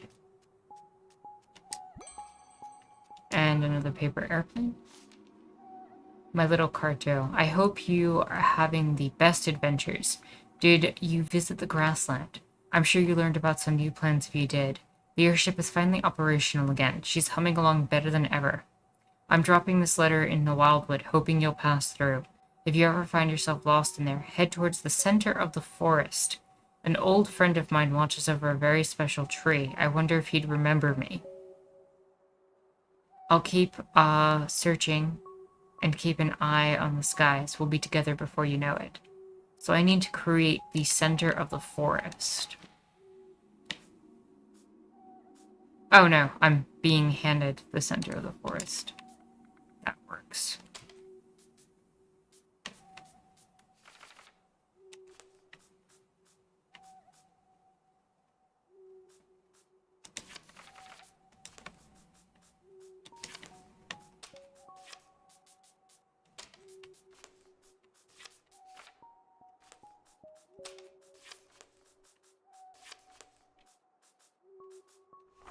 And then now that I can do that, I can connect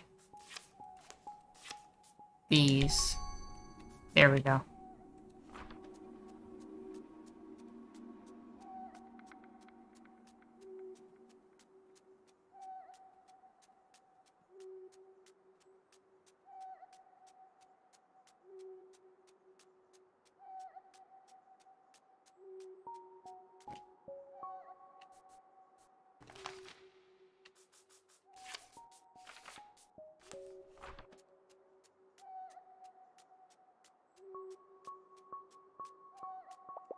Ashes of a campfire, still a bit warm.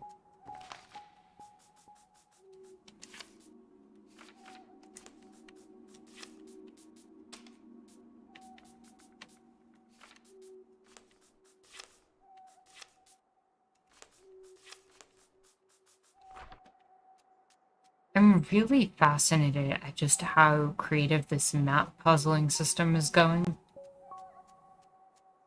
Like, it's so different from a lot of the other puzzle structures I've ever seen in a game.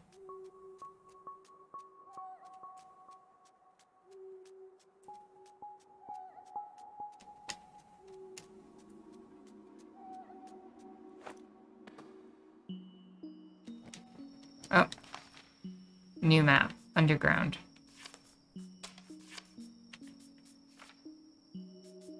Um,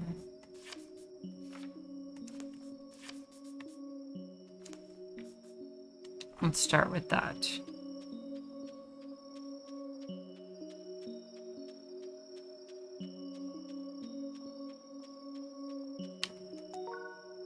I found a worm.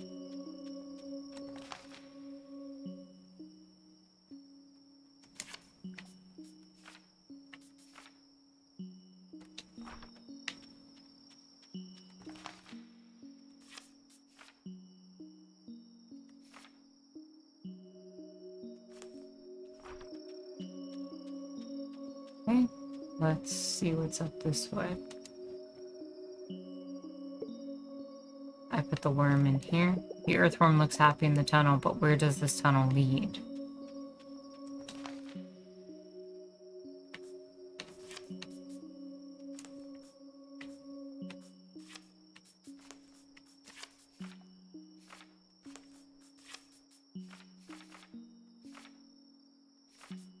Hmm.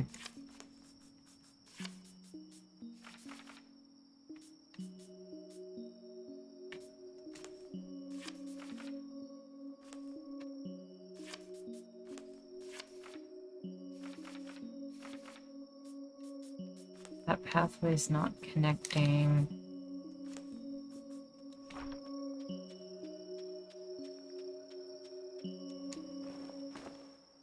Oh. Okay.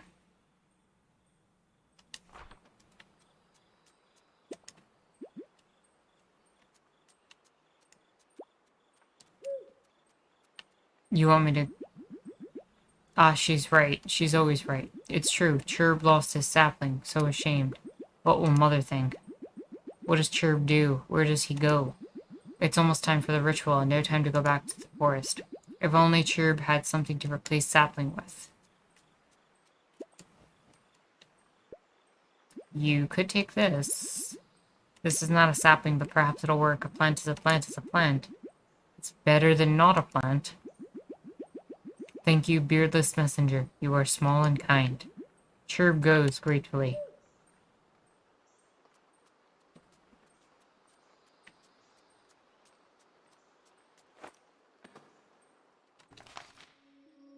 Oh, we have more tunnels to explore.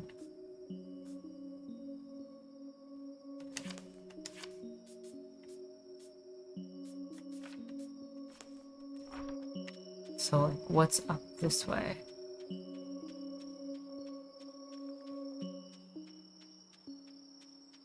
I think that was the entryway for...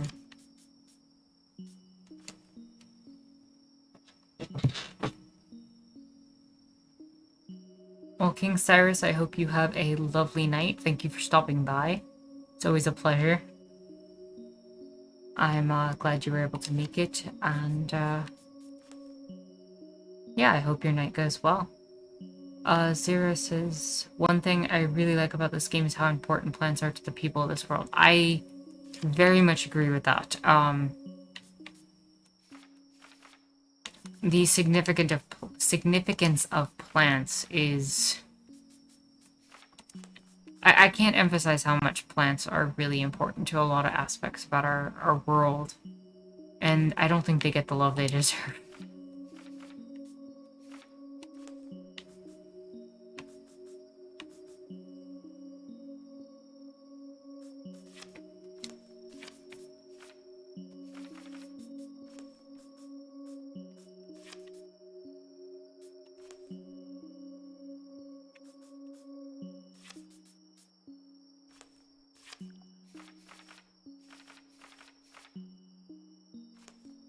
I could take that onto that path.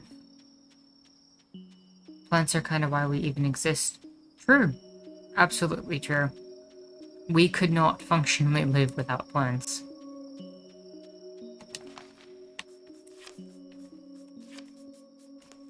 Okay, where can I go? No, I can't attach that there. I can go here.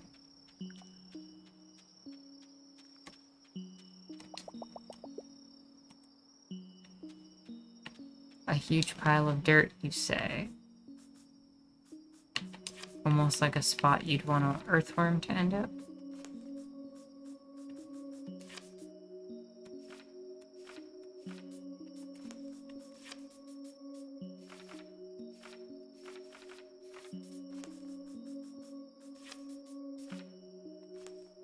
Okay. And that then attached to... Not quite.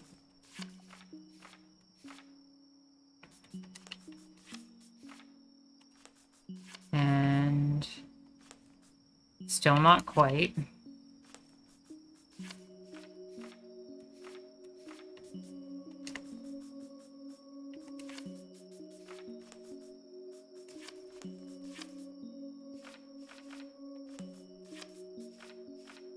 There we go.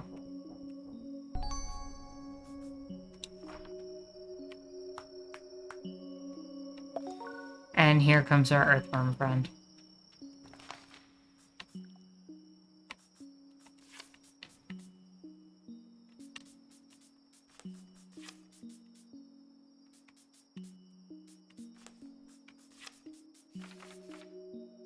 That does not fit. This is so well designed.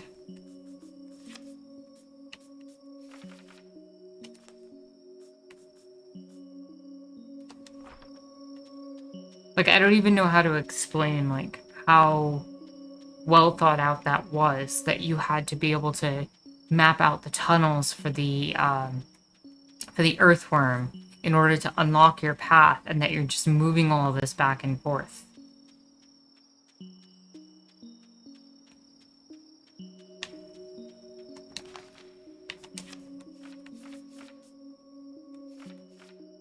And it's now a matter of figuring out, well, which pathways does this unlock?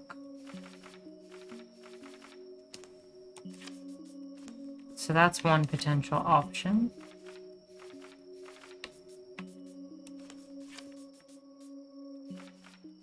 I think that's the way to go.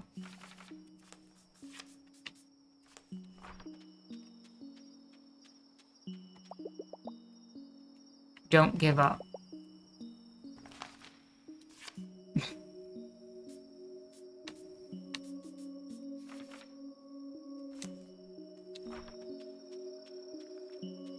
And now we can take that to get to another plant. And this is a whole new area. Wow.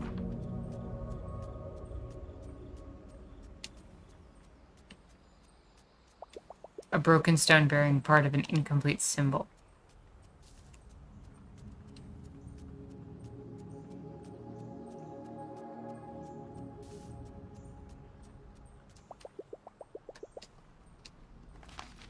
So we have to complete the symbol. That's what you're telling me.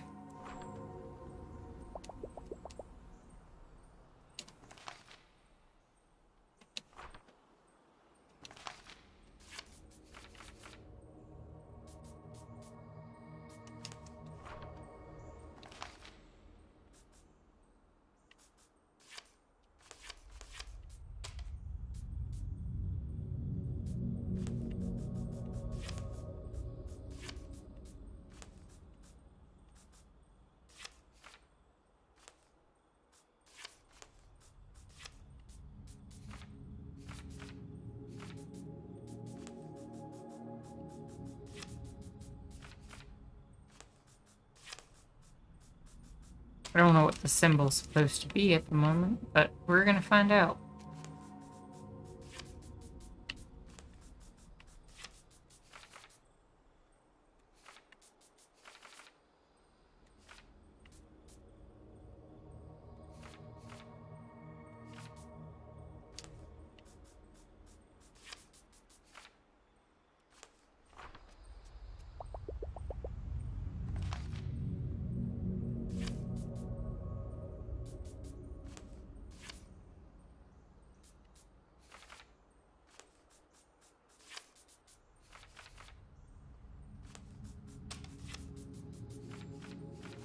That's a start for sure.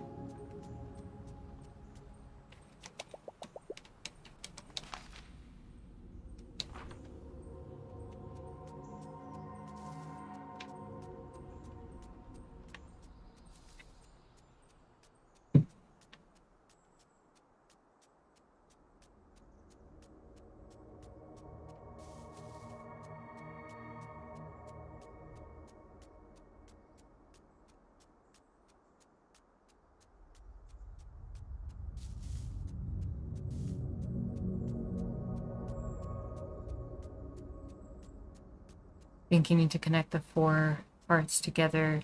So notice there's a black triangle in the corner of 4 of them.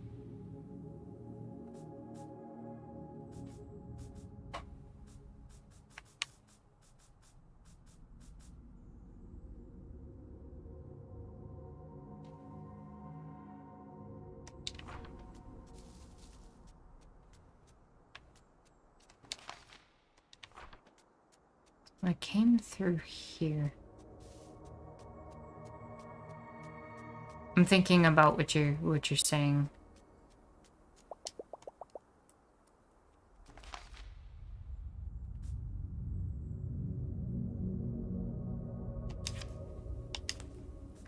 And I'm thinking if we... That probably has a stone equivalent on the other side too. I think it has to do with these stones.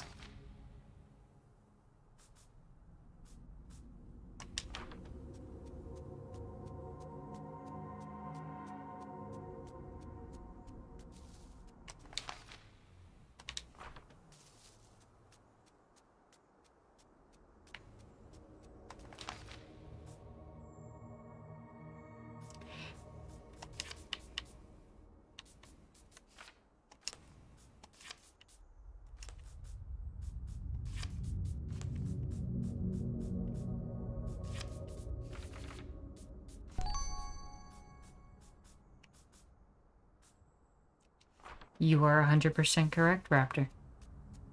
Thank you. I didn't see the stones on the map originally. I was trying to actually go to the 4 stones themselves and see what pattern they formed. A stone bearing a unique symbol.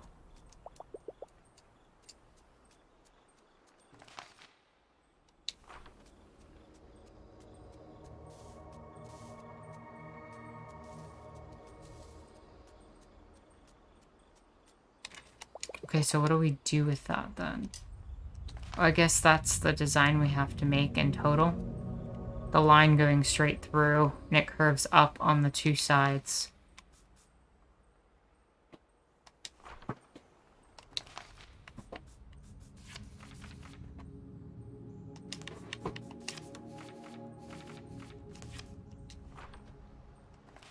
No, the bigger part would be at the bottom, so...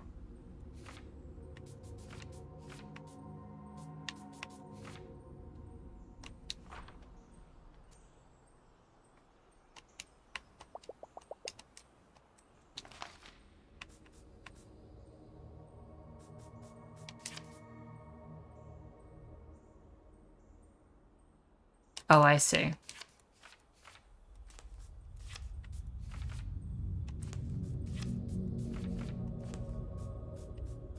And then we can take two little arms that we're on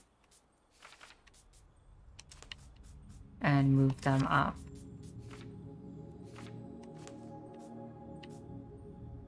Is that not correct?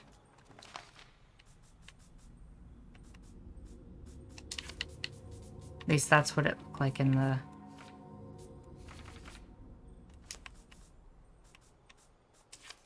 symbol. Let me see that again.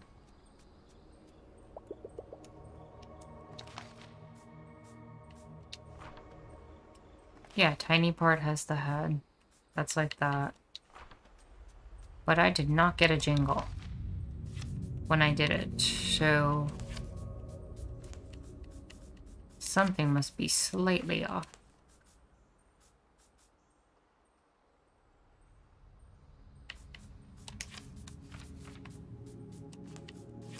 Thank you.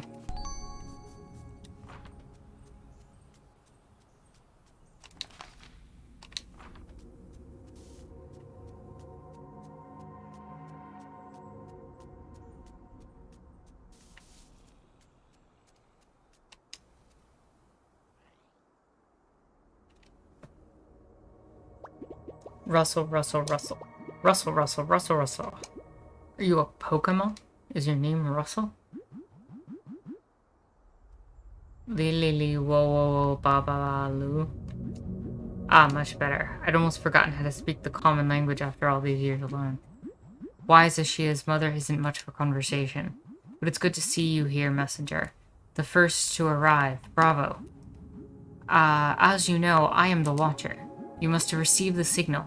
Which forest do you journey from? And where is your animal companion? Are they an insect of some sort? Hello, my tiny friend. You can come out now. Upon closer inspection, perhaps you are not a messenger. Then how did you traverse these woods, wild as they are? I see. Still, you found your way through the underground maze and overcame the tricks of the wildwood. Navigation is in your blood, dear girl. You remind me of someone you know.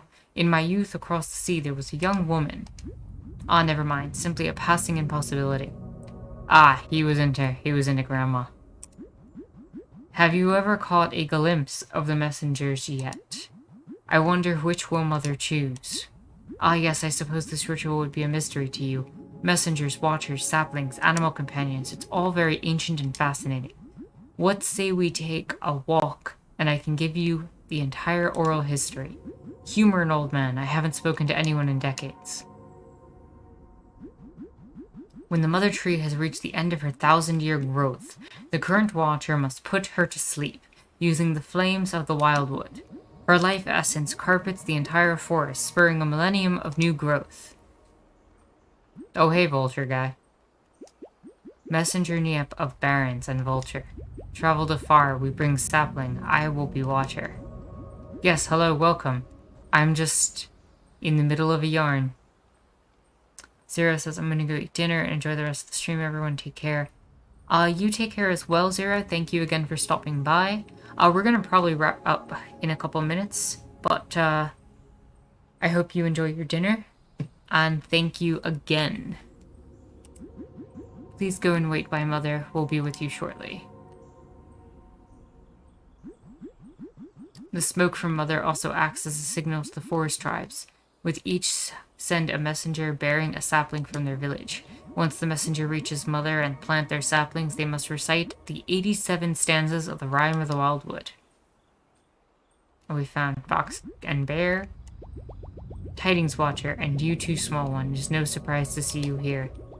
Recat from the Redwood Forest. My foxy friend and I are ready for the ritual. Cholmac of the Evergreen and my bear. Truly it's an honor to be in Mother's embrace. I feel cozy already. Welcome, messengers and woodland companions. Please gather at Mother. I'm almost done regaling our friend here with our traditions. After the saplings are planted, Mother will choose one of them to embody her regrowth. The messenger will provide the sapling. Who provided the sapling will become the new watcher, and their tribe will protect Mother throughout her growth.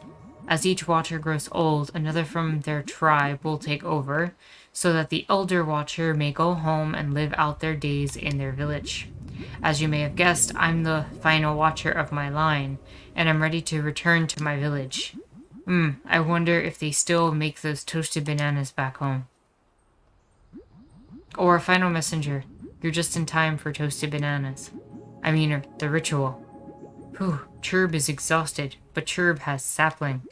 Definitely original sapling. Chirb here, of the coniferous. Chirb will surely never be chosen as watcher, but excited to attend a glorious day in the wildwood. Hello, beardless one. Everyone's here. It's time to wake Mother. Let us gather. Mother, it is time to waken. Your children have traveled from furthest forests, redwood, barrens, evergreen, and coniferous. And I, your watcher, ready for my rest. We gather here to begin your rebirth. Messengers, produce your saplings, the strongest, most beautiful specimens of your forest. Let us plant them and stir Mother from her slumber.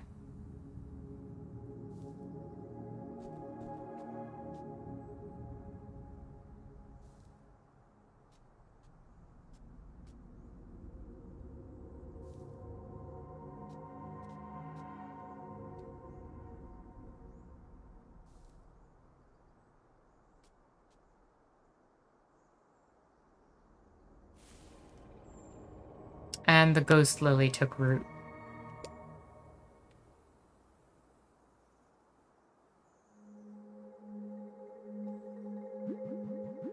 A ghostly glow. What a strange new sapling.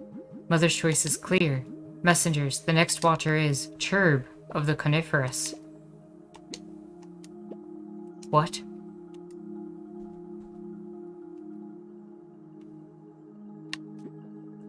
Good. The ritual was a success. Mother chose Chirb's sapling, and thus he becomes the new watcher. He may not feel ready, but Mother knows best. The mere act of being chosen will start him down a path. Mother is in no rush. I'm glad you could join us for the ritual. Perhaps you'd like to say goodbye to the other messengers, then I can show you the path out. A slightly bigger tree. Chirb is confused. Why is he the watcher? Chirb isn't good at watching anything. It must have been the sapling you gave Chirb. Special sapling. Chirb isn't special. Chirb wants to go home. Ah, well. It would have been nice to be chosen, but Mother does what's best for the entire forest. We'll stick around for a bit, in case Chirb needs any help. Odd choice, Chirb, but respect it. Mother will grow taller than the sky. Want to witness.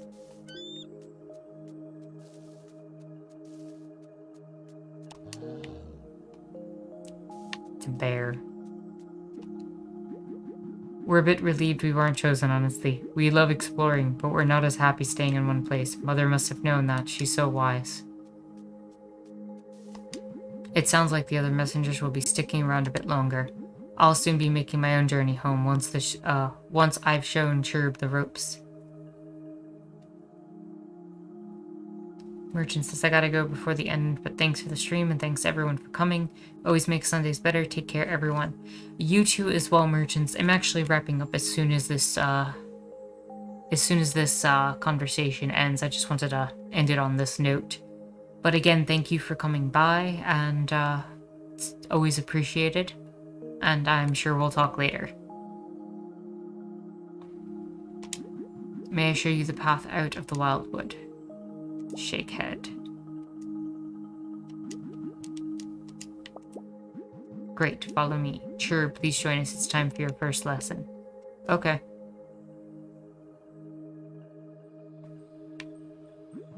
The watcher must learn the language of the trees. Watch carefully, Chirp. Rustle, rustle, rustle.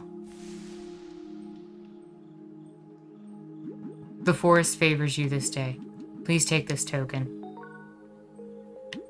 It was destiny that you should come here, and with this you'll never lose your way in the wildwood. I'm glad you could join us, and thank you for helping Chirp replace his lost sapling. You can't fool a watcher, Chirp. You'll understand one day. Mother sees all and she still chose you. Worry not. Go, little one. I'm sure we'll see you soon. And give my best to your grandmother. Travel safe and pray for Chirp. I think that is a good place to stop for now.